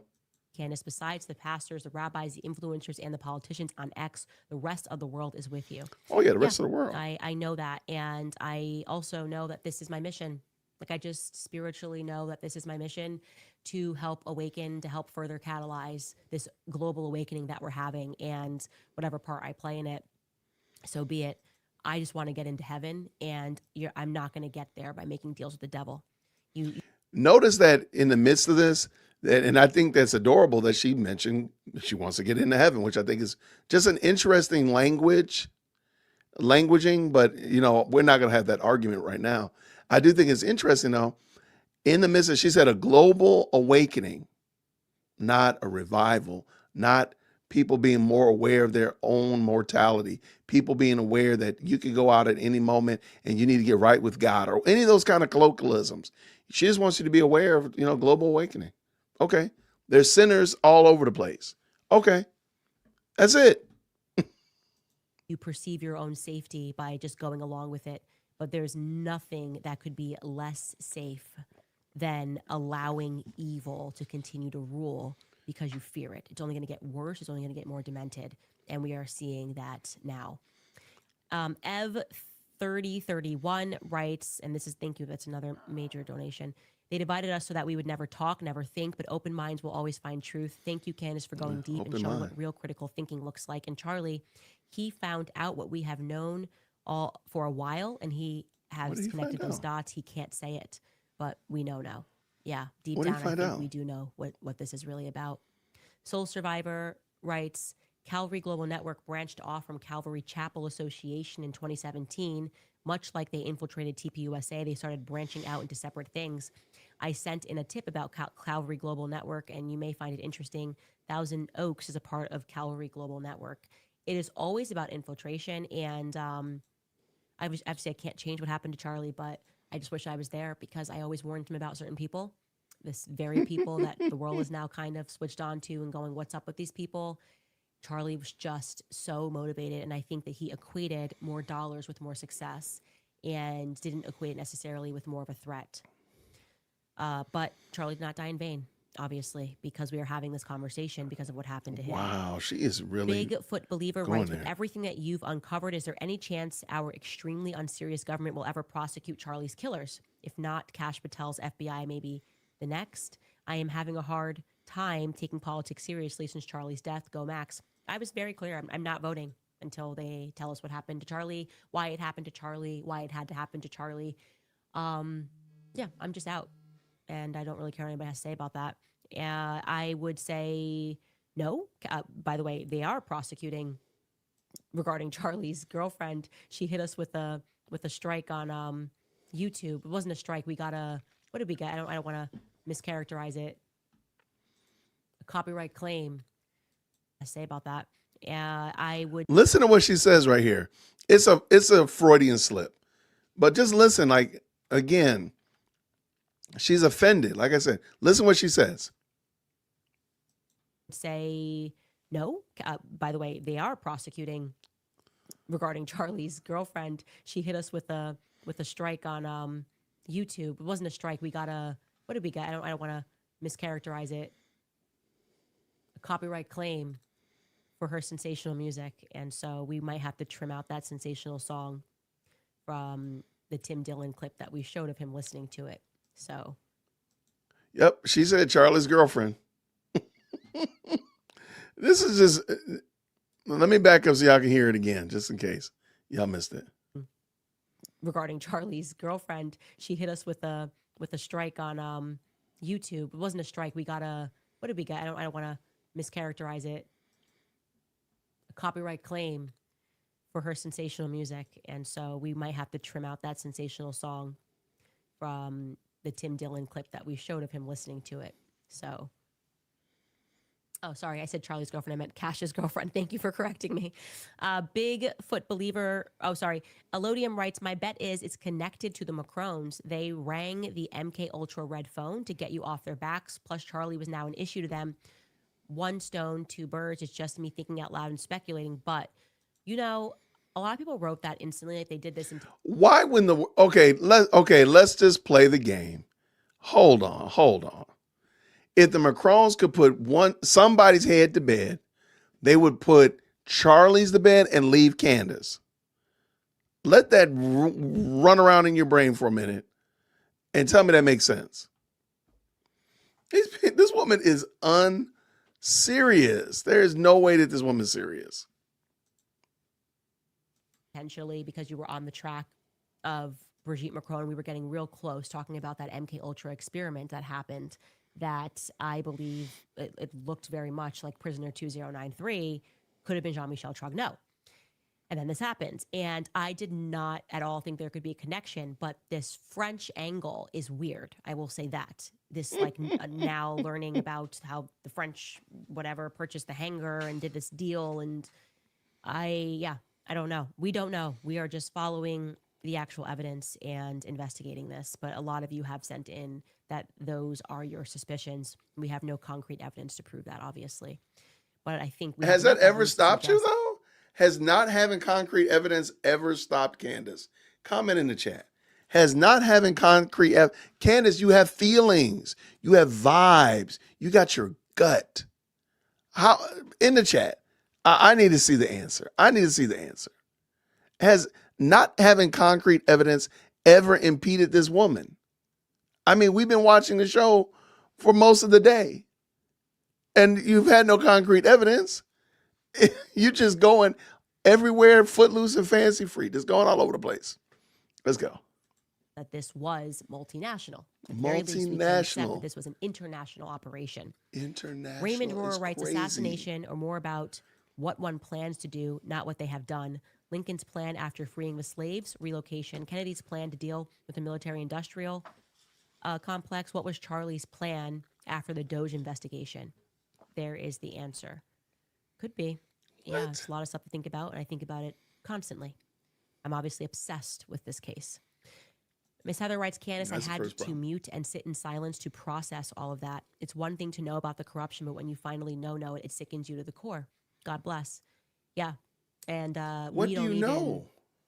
Like, there's a lot more that many people are working on, and we're all starting to connect the dots, and it's decentralized. So, I mean, like I said, what's their plan? They're just going to murder us all in broad daylight.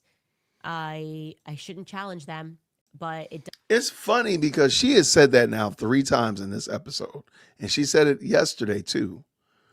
That's a very interesting take that she's putting out there. That's just very interesting. I'm gonna leave it alone.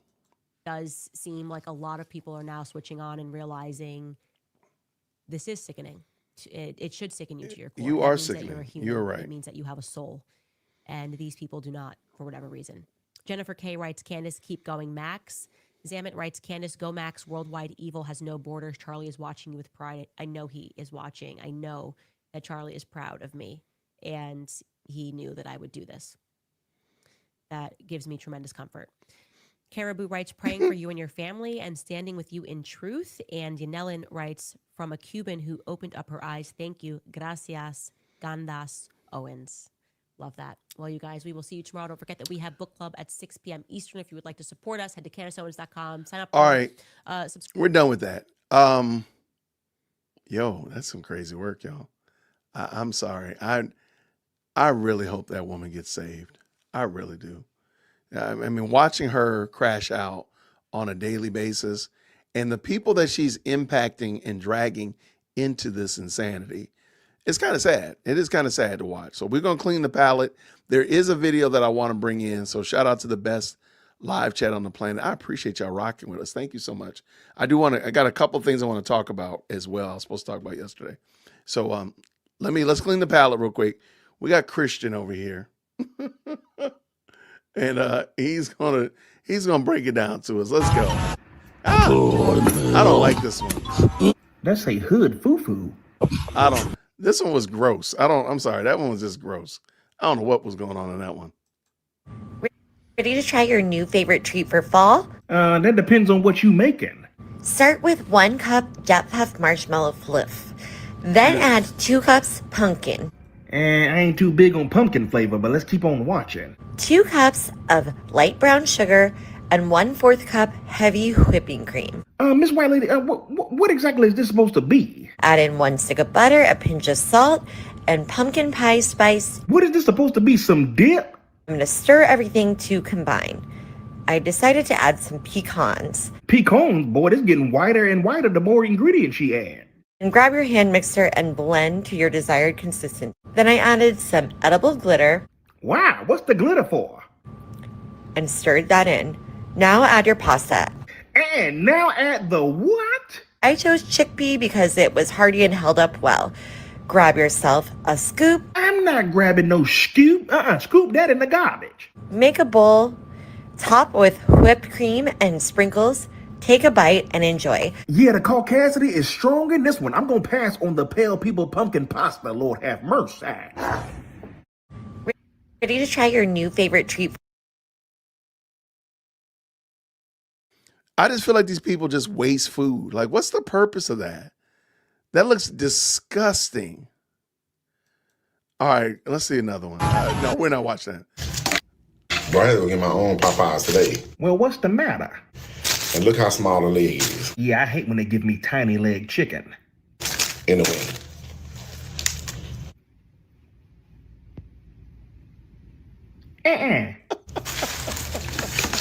Ain't no way I just seen what I just seen. In the wing. Sir, you're supposed to bite that at least. And I don't see a thirst quencher in sight. Sir, get something to drink. In the wing. I ain't never seen nobody eat a biscuit like a Dorito chip. Lord have mercy. We need to tell Christian, look, we need you to come to Atlanta. Like, what is going on? How did you do all these shows and you didn't come to Georgia once? You're not even in Florida. What is going on? Now, you did go to North Carolina. I can go see my daughter. I'm just mad. What is the problem, sir? Got this hickory. This is good. Smoked bacon. Now I'm going into this seasoned flour. Oh, you putting bacon in seasoned flour? Oh, wait a minute. Bacon don't need no flour. Now down into the egg wash. Back into the seasoned flour. Just how did we get here? I mean, just big activities at its finest. I'm going to start laying them in this hot skillet with a little oil. You want to cook them to their golden brown after about 4 or 5 minutes. I just can't believe what I'm seeing, because normally you fry bacon naked, not with no flour coat on it. You want to flip them. When they're done, you want to remove them from... I'll tell you one thing. I ain't too mad about how it's turning out. 2 pieces of buttered toast with pepper jack on each side. Add a little bacon, bit of tomato, a little bit of green leaf lettuce. Hold on, now he making a... Sweet sandwich shop Jesus. He making fried BLT? Oh, heavenly deep fried father. Now put the top on it. Here it is. This is what it looks like. Oh, a part of me just want him to melt that cheese just a little bit. You know what? I agree with you, but just look at it. That thing make you sing like Beyonce. I am in love with you. I want one, please. But please melt my cheese on my deep fried BLT. Yeah, sir, go ahead and whip me up one of those. That man literally fried bacon. You know what, sir? Give me one of them freaking lettuce and tomato sandwiches. Lord have mercy. Look, anybody that said Atlanta is dangerous. Wait. Somebody, hold on now. What? Hold on now, moderators. Anybody talking trash about Atlanta must go into 0-second timeout. Hold on, there's somebody else. There it is right there. No, ma'am. Ma'am, you are a moderator. You're going to put yourself in 0-second timeout. How y'all going to talk about Atlanta? No, sir. We do not behave like that. Y'all over here talking bad about Atlanta. Look now, see? But I'm going to be gracious. I'm going to let you just go in the 0-second timeout, and now you're good to go. Y'all leave. Y'all look. I need to go. If this brother came to Atlanta, come on, man. Even somewhere close. Like, you're not even in Tennessee. Oh, wait, no, he was in Nashville. Go to Chattanooga, man. I can run up the street to Chattanooga. Man, I think I've seen he has another video of his stand-up. He looks like he is hilarious. Hold on, where is it? Right here. Let's go with this right here. Oh, ain't no husband? Oh, you single? Oh, all y'all ready to single, ready to mingle? Oh, shoot. Okay, I like this. I like when. Oh, wait, hold on. So you ready to mingle? Okay, all right. Any single men in here? Single men? We're actually single? Anybody actually? Well, hold on, ma'am. I was asking like, I don't think no, y'all. You trying to bump auntie cats together? No, I don't. What? I don't think that's what she into. I was talking about single men. Oh, okay, so you want me to find you a man too? Okay, I'm sorry. Well, say that, man. You can't just woo on the single. She's so ready to give it out. She's like, whoa, I don't care. Who want it? Auntie, wait a minute. Hold on now. Auntie? Who's anybody single men? Ain't nobody? Oh, it's somebody right there? How you doing, sir? Good. Are you white? Yes. Okay. I just gotta clarify. You know what I mean? Because on the club lights, you look a little different. Okay. Okay. All right. She don't care what color it is. Okay. It is. You'll try? Okay. Why you say it like it's an appetizer? I think I'll try white. Okay. All right. Oh, ain't no husband? Oh, you single? Shout out to Christian Johnson. All right, we had to clean our palates from that. I don't know what Candace was doing. I ain't gonna even lie. I feel like Candace was having a complete and total meltdown. I'm sorry. I don't think she's gonna beat those charges, y'all. I really don't. But we gotta charge y'all.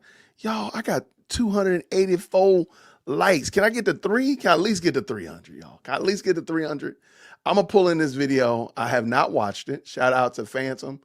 Sent it to me, and I would love, while we're watching it, y'all bless your brother with some likes. Help a brother out. That's the cardigan for you.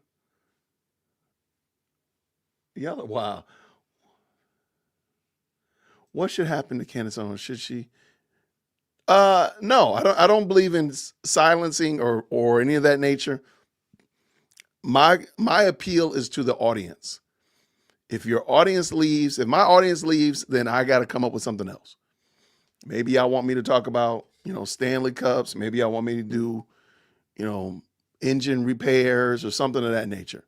I want her audience to rebel against her. Candace can keep talking. I just want her audience to go away. I want her audience to decide that what she's doing is inappropriate and wrong. And therefore, they move on and demand something different from her. But shout out real quick. Y'all give me green hearts in the chat when y'all can hear. And also make sure you hit that like button. All right, let's go. Dubai, January 19th, 2010. Evening. Into the elite Al Bustan Rotana Hotel walks a man feared by many, Mahmoud al-Mabhouh, one of the founders of Hamas's military wing, the Izz ad-Din al-Qassam Brigades. For Israel, he was enemy number one, a killer of soldiers, a broker of arms, deals with Iran for Gaza. For Mossad, the ultimate target. At 2024, he opened the door to room 230. His security detail had been left behind. He was unprotected. He did not know that in the corridor, some men were already waiting, armed with fake passports, false names, and a very real order to kill. Within hours, al-Mabhouh would be dead. Everything unfolded quietly and was staged to look like a natural death in his sleep. It was an operation that entered history as one of Mossad's boldest assassinations. But the question remains, how did Israeli agents manage to pull this off in Dubai, one of the most heavily guarded cities in the world? Now the truth is revealed. We finally know exactly how Mossad carried out this daring operation, because surveillance footage from Dubai was released to the public. Every step, every move of the agents was captured. Stay with us. The full story is about to unfold before your eyes. For more than 20 years, Mossad hunted one man. Agents followed him in Syria, Iran, Sudan, and Egypt. His name appeared in dozens of secret intelligence reports. Nearly 30 operatives took part in the mission to eliminate him. Fake passports, different nationalities, carefully assigned roles. Israel deployed such numbers only against its most dangerous enemies, and that enemy was Mahmoud al-Mabhouh. The question is simple: why him? What had this man done that made Israel willing to risk an international scandal just to erase his name from the map? The answer lies in his biography. He was not a prime minister, not a general, not a high-ranking official, but he was the one who connected Hamas's political will with Iran's military support. In 1989, al-Mabhouh kidnapped and killed 2 Israeli soldiers. For Israel, that was the point of no return. His name would forever remain on Mossad's list of targets. In Tel Aviv, they understood he was not just another militant, he was a man ready to spill blood and inspire others to do the same. But there was something even more dangerous. Al-Mabhouh built the channels that brought weapons from Iran. Rockets, rifles, ammunition, all of it flowed into Gaza through routes where he was the key middleman. Every shipment strengthened Hamas. Every deal made the next war more real. That is why Israel saw him not just as an enemy, but as a mortal threat. And now we return to the past. Who was he before he became a symbol of war? Mahmoud al-Mabhouh was born in a refugee camp in Gaza. His childhood was marked by concrete walls, poverty, and a constant sense of loss. From an early age, he saw only ruin and hatred. In such an atmosphere, pacifists did not grow up. Future fighters did. Out of this environment, he emerged, and together with other radicals, founded Hamas's military wing, the Izz ad-Din al-Qassam Brigades. These were no longer street gangs. This was a structure capable of waging war. For Palestinians, he became a hero. For Israel, the enemy number one.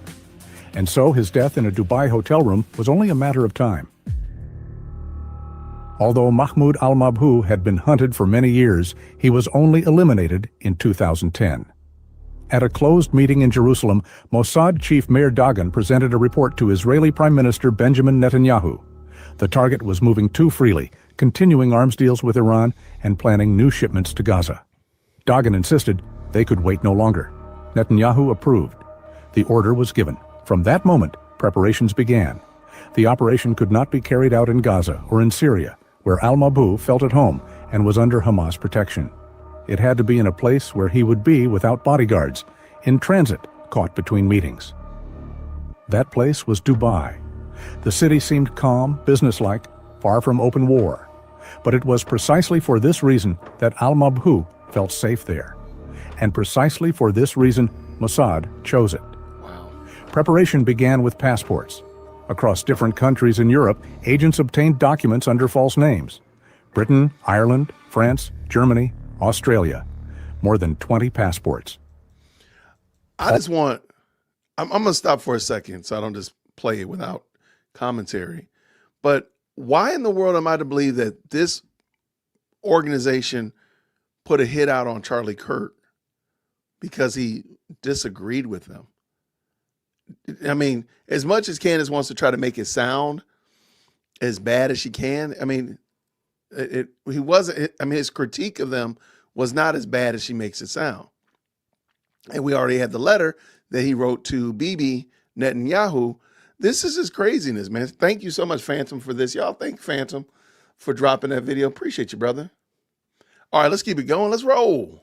All carried the photographs of operatives. All were in the names of real people who lived in Israel or held dual citizenship. To official databases, these passports looked genuine. Then came the transfer to Dubai, not on a single flight, not as one group. Each agent flew from a different country at a different time so that no one overlapped. At the airport, they passed through as ordinary tourists or businessmen. No one lingered, no one raised suspicion. They did not stay in the same place either. Different hotels, different neighborhoods. Outwardly, they had nothing in common, but in reality, every role was assigned. Who would watch, who would rent cars, who would arrange hotel rooms, who would handle the final act. At the same time, a coordination center operated in Europe. French intelligence later claimed that in Paris, in the Bercy district, Mossad rented an ordinary hotel room and turned it into a command post. Computers, secure phones, and contact with agents on the ground. From there, every detail of the operation was controlled. And when al-Mabou booked his ticket to Dubai in mid-January, his name immediately landed on the desks of Israeli intelligence officers. They knew he was traveling alone. His bodyguards would not be on the same flight. It was the perfect moment. And so, the city that seemed to him just a brief stopover on the way to China became a deadly trap.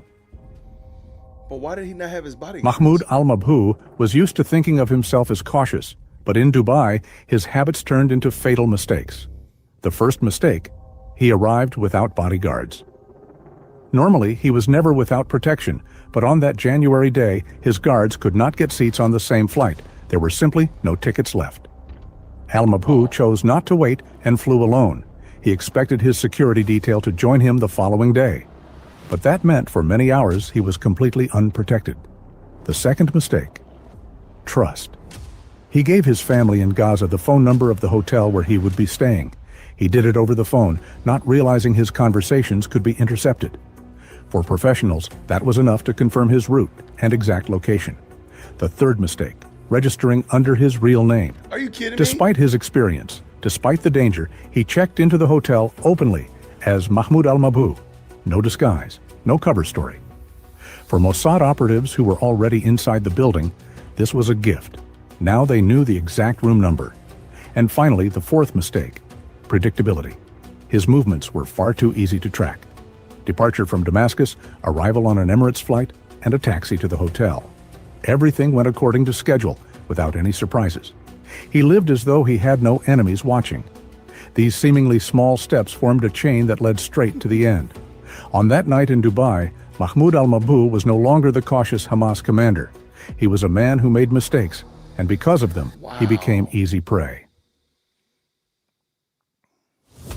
The operation, which had begun thousands of kilometers away from Dubai, entered its decisive phase on the evening of January 19th. By that time, all agents had taken their positions. Every step of Mahmoud al-Mabhouh was being tracked, from the airport to the taxi, from the hotel reception desk to the corridor on the second floor.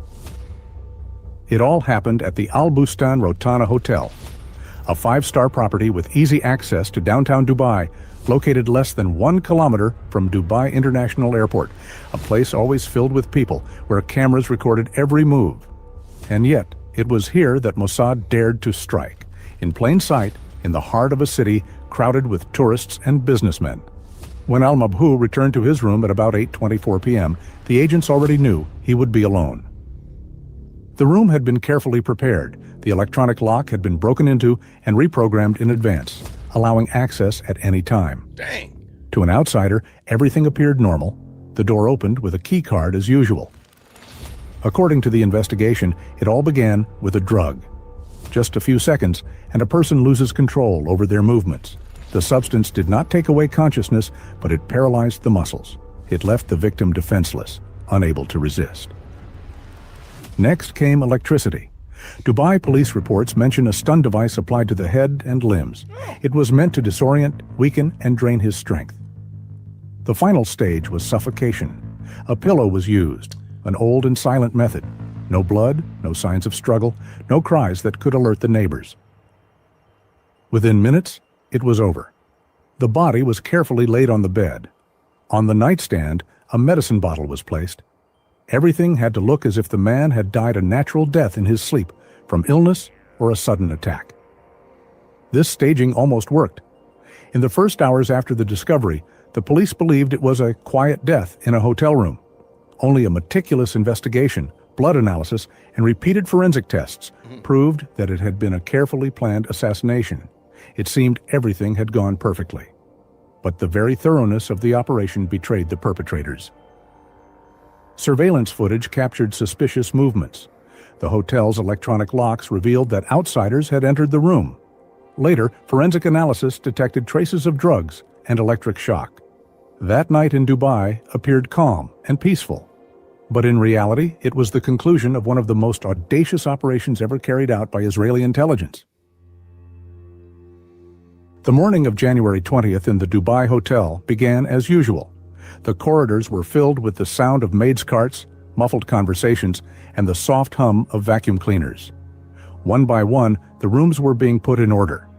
But when one of the maids approached the door of the guest who had spent the night there, a man named Mahmoud al-Mabhou, she noticed something strange.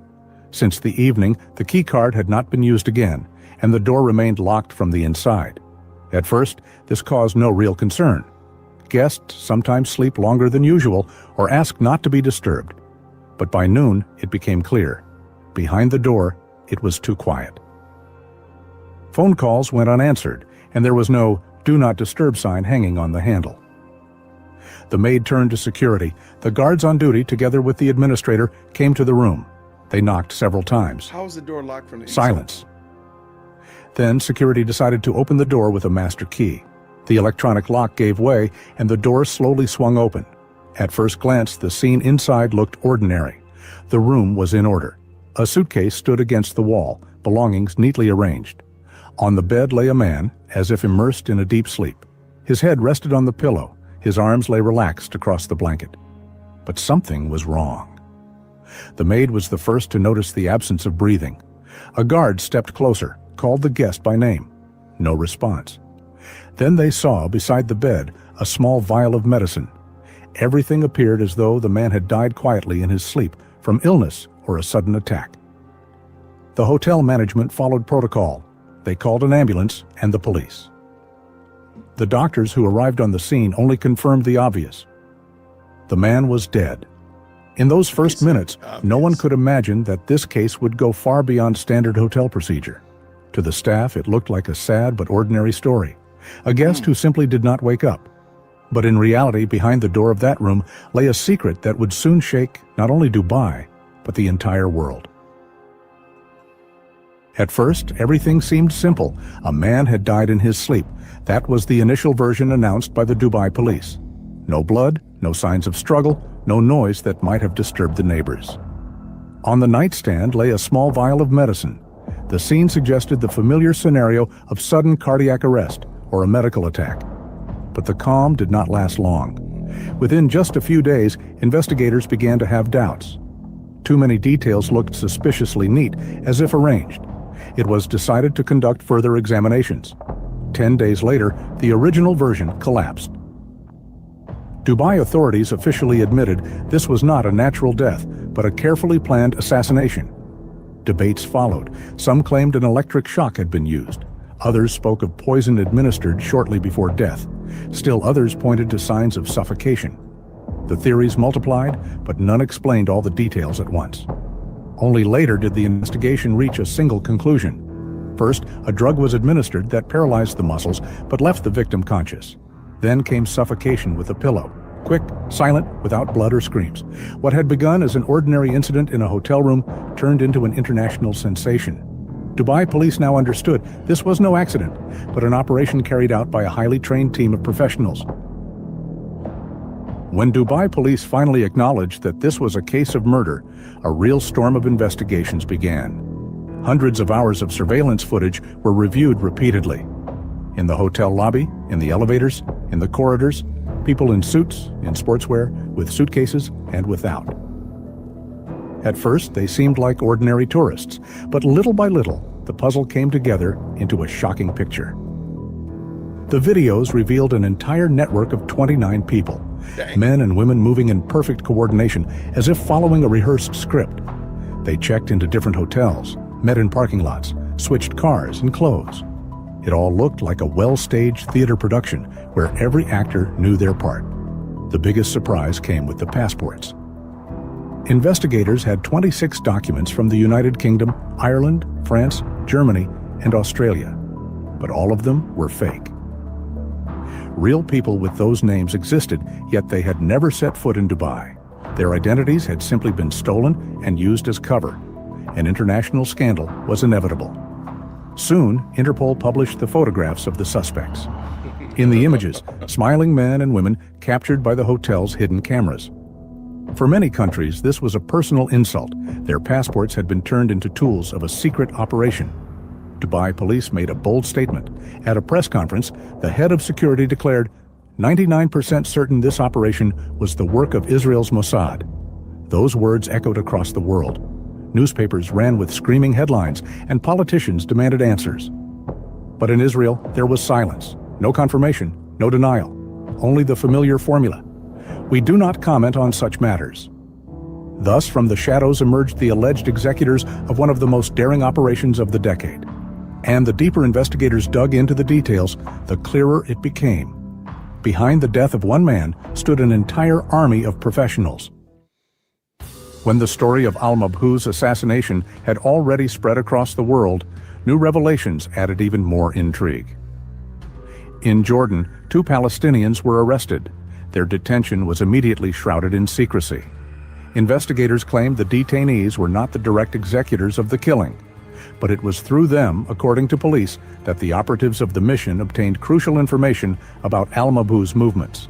Flight numbers, hotel bookings, travel details. Everything needed to plan each step.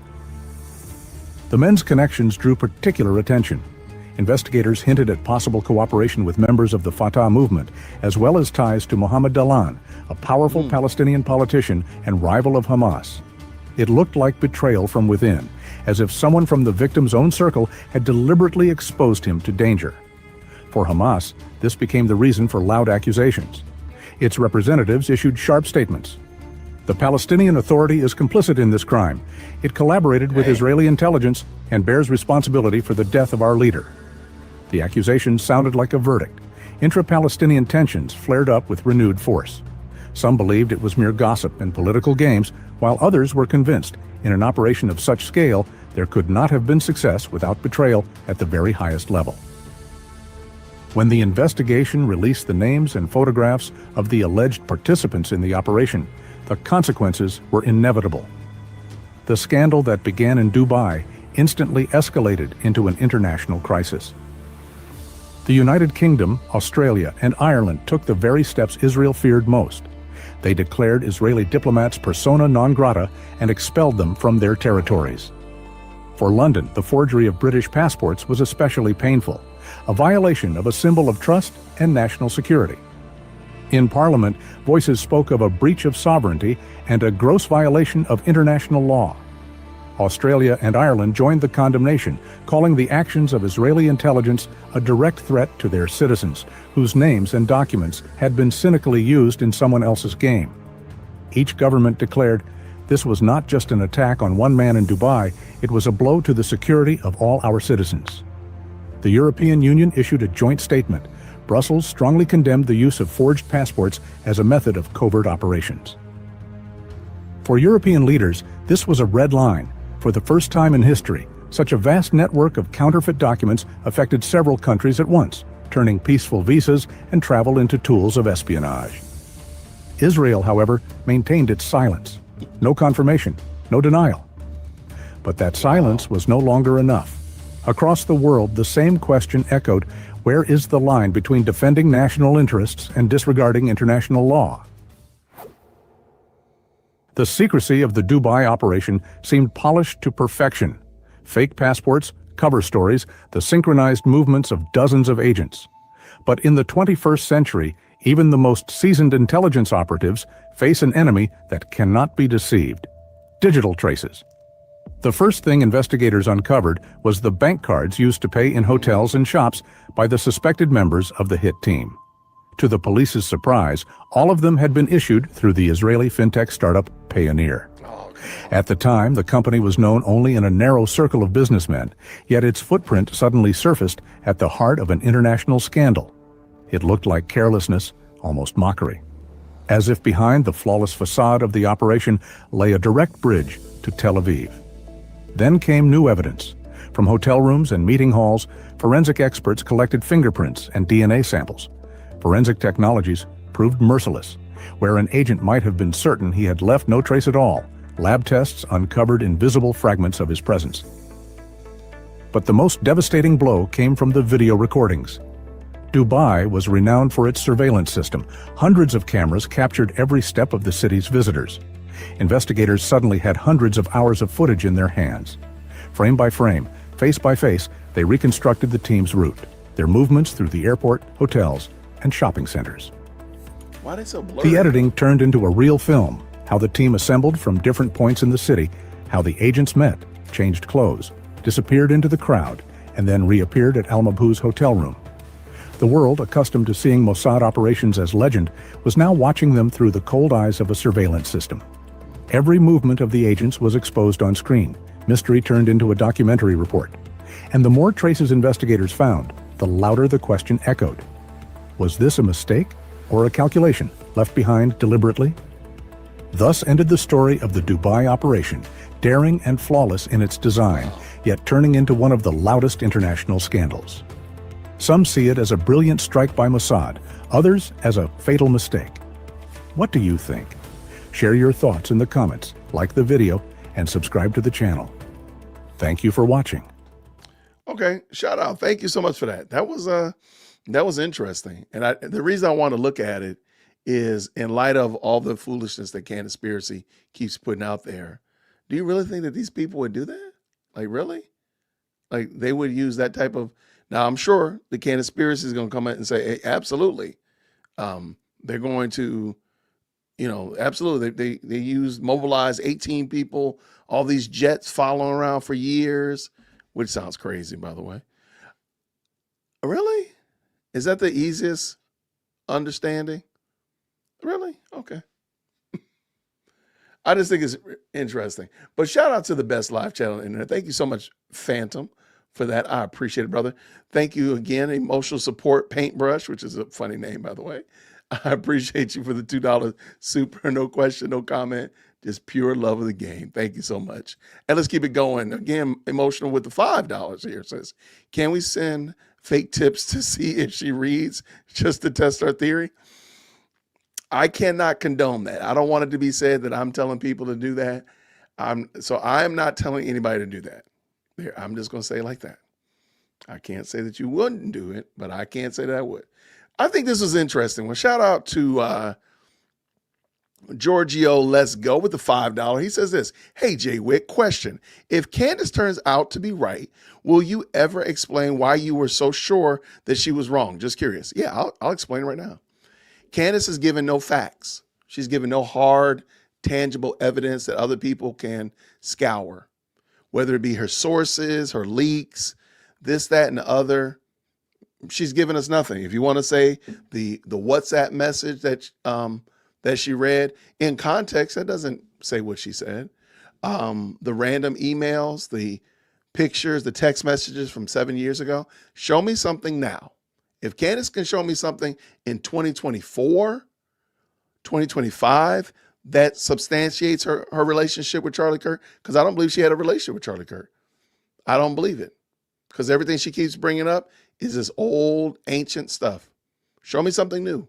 So yeah, I will absolutely. Now, let's just say by some fluke, Candace comes out to be completely right. Absolutely. I've said that about the Macron case. I'll absolutely get on here and say, hey, you know what? Candace was right. Okay. But I don't believe that that's going to happen. But yeah, I will absolutely. So thank you so much for the $5 super. I appreciate you, friend. And yeah, we'll see.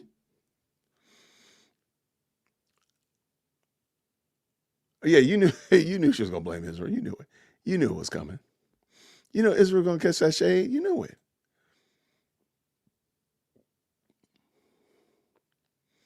Yeah, again, thank you so much, Phantom. Candace is not right. Mossad would not delete somebody just for speech. They would only go after someone who is deleted or killed Israelis. Like, it doesn't make sense. It really doesn't. And I think the fact that Candace and Tucker are still running around saying the stuff that they're saying is proof that Charlie wasn't deleted by Mossad. There you go. I mean, I think that makes perfect sense.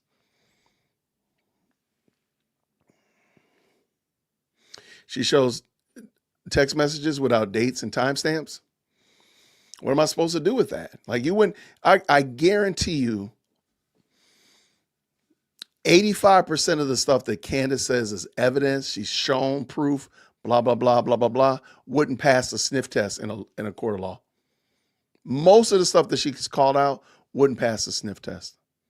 So why am I supposed to jump through hoops and do all these lyrical contortions because Candace said that she has proof, and proof of what? Proof of what? All right.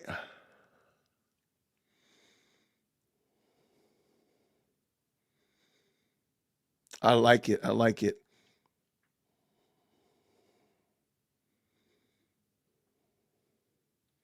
Yeah, this is a great question. What do you think will happens when you blame the world? There's no room to fail. Like, she can't even be like, you know what? I found I was wrong about this, because she's put herself out there as the arbiter of truth, and everything she says is right. So she almost cannot she can't even be honest and say, you know what, y'all, I messed up. My bad. I said this wrong. Whatever. Like, she has to be spot on the money every time, because otherwise she's going to get called out, because that's what she's been doing. Shout out to y'all. Thank you so much.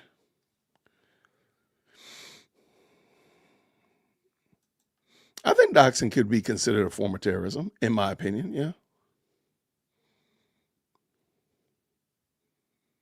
Why do you keep speaking against her then?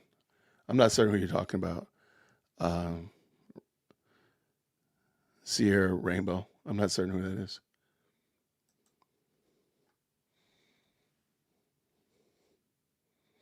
Yeah, like, this is a great question. Thank you so much, Patrina. She would believe an email, dare I say a random email, but real people she won't. Shame. All right, I'm going to just see. When everyone's a suspect, no one is a suspect. That's a great point. But what if Candace is the suspect, though? What if she's the suspect?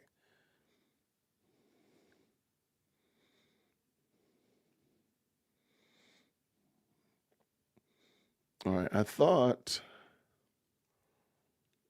that's a very interesting. All right,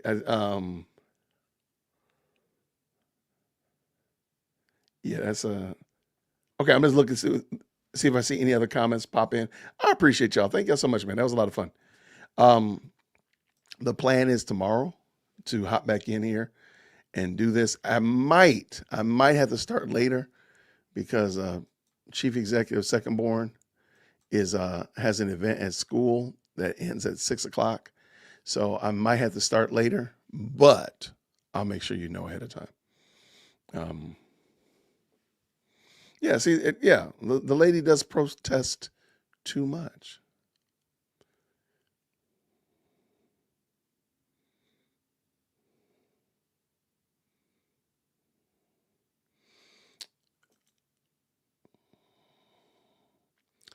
Yeah, I mean, shout out right here. Trish says this is Israel intelligence is respected and renowned and revered from other intelligence agencies around the world. Like, why would they be so messy to do what she's saying? It just seems weird. And again, she's still running amok. That's gotta sit somewhere, right? All right, what we got?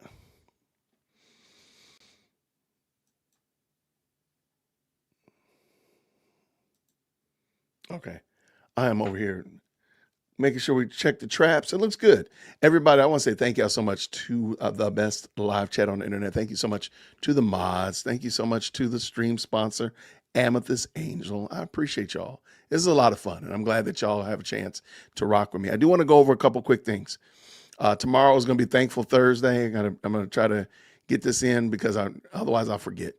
I want to say thank you. We've now hit 136 members on the channel. And I just want to say thanks so much for that. We're shooting for 100,000 likes on the channel, and I'm falling a little bit short. So I might be out here begging with my tin cup, but I'm falling a little bit short. But that's okay. I appreciate it nonetheless. I'm just glad that you like the video. So if you watch the video and you like it, hit the like button for sure. I'm trying my best. I think I got like 58,000 subscribers. I'm going to make a push to get 100,000 subscribers by the end of April. So for my 52nd birthday, I want to celebrate 100,000 subscribers and get the silver play button. So I'm going to be pushing for that. So it's a Herculean task, but I just want to say that's what you're going to hear me talking a lot about, subscribers and such like that going into the new year. I do want to also say that I'm working on your list of other content creators, and I'm going to try to have that done for tomorrow. And I'm going to put it on my Substack, and I'll make a community post tomorrow when I finish it up. It's just a list. I ask you all to give me some other content creators that we can highlight and celebrate for a Thankful Thursday. And so I'm going to go ahead and put that Substack together. And Substack is just an email newsletter, if you will, but you can read it online for free and all that kind of good jazz. And so I just want to say thank y'all. You all have sent me some great things in the email, and I want to say I appreciate it. Thank you so much for the videos, the funny movie trailers, movie posters, quips, all that kind of stuff like that. Thank you all very much for that. I do want to say, if anybody is interested in doing YouTube, doing content, and you don't know where to start, and you don't know like what camera to get, what lights to get, anything like that, I call it a grocery list. It's not really a grocery list, but it's just a list of equipment that you can get, and based upon what your budget is. And I haven't talked about it much, so let me pull it back up real quick. And if you need it, or you're trying to get on here, you want to upgrade your studio or anything of that nature, I figured this would be something good for y'all. I just want to let you know that I have that available. And if I could see it, I would tell you where it is. Oh, it is right here. All right. So I'm going to drop it in the chat. I think I shared this with the moderators already. I might not have. So anyway, if you're trying to do, content, and you're like, look, I don't know what camera to get, what microphone, what computer, anything like that, all of those right there is free. It's not, I don't even think they're even affiliate links. I just want to make sure content creators and persons who want to do what I'm doing and what's out here have all the tools necessary. So, boy, that's bright, Jason. Great day. That's the one that's supposed to be off. Okay.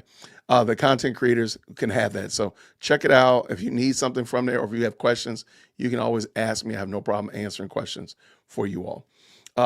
Y'all, and that is everything on my little list. Shout out to the moderators. Thank y'all so much for helping out. You all do a great job, y'all. If you could, on your way out the door, everybody, I always ask you to, make sure you tip your waiters and all that kind of good jazz. Can you hit the like button and type mods in the chat on your way out the door? They are just such a blessing to me, and they do such a great job of keeping everything moving and such like that. And they let me know when I leave my microphone off, all that kind of good jazz. So if you could, just tip your waiters on the way out the door. Make sure you hit the like button. By God's grace, we'll be doing this again tomorrow. So let's get ready to do that then. Oh, yeah. Oh, okay, cool. Well, thank you, Tina, super rock star. I appreciate y'all. Yeah, absolutely. The mods are fantastic. Thank y'all so much to all of them. The wrenches are amazing. Thank y'all so much. Everybody have a wonderful rest of the night. I'll see y'all tomorrow. Great. Whoa, what was that? Man. Wow. Thank you so much, D, with the $50 super sticker. Thank you so much. Wow. I appreciate you, man. Bless you. I'm about to hit the go button, and there we go. Well, thank you so much, D Salin. I appreciate you, man, for that. That's very kind of you. Wow. Thank you. Y'all tell D, thank you, man. D, thank you. Double D in the building. They're double in the building. Thank you so much. I appreciate you for sure. Lord willing, we're going to be doing this again tomorrow. So everybody, I'll see you all tomorrow. And until then, everybody, grace and peace. Take care.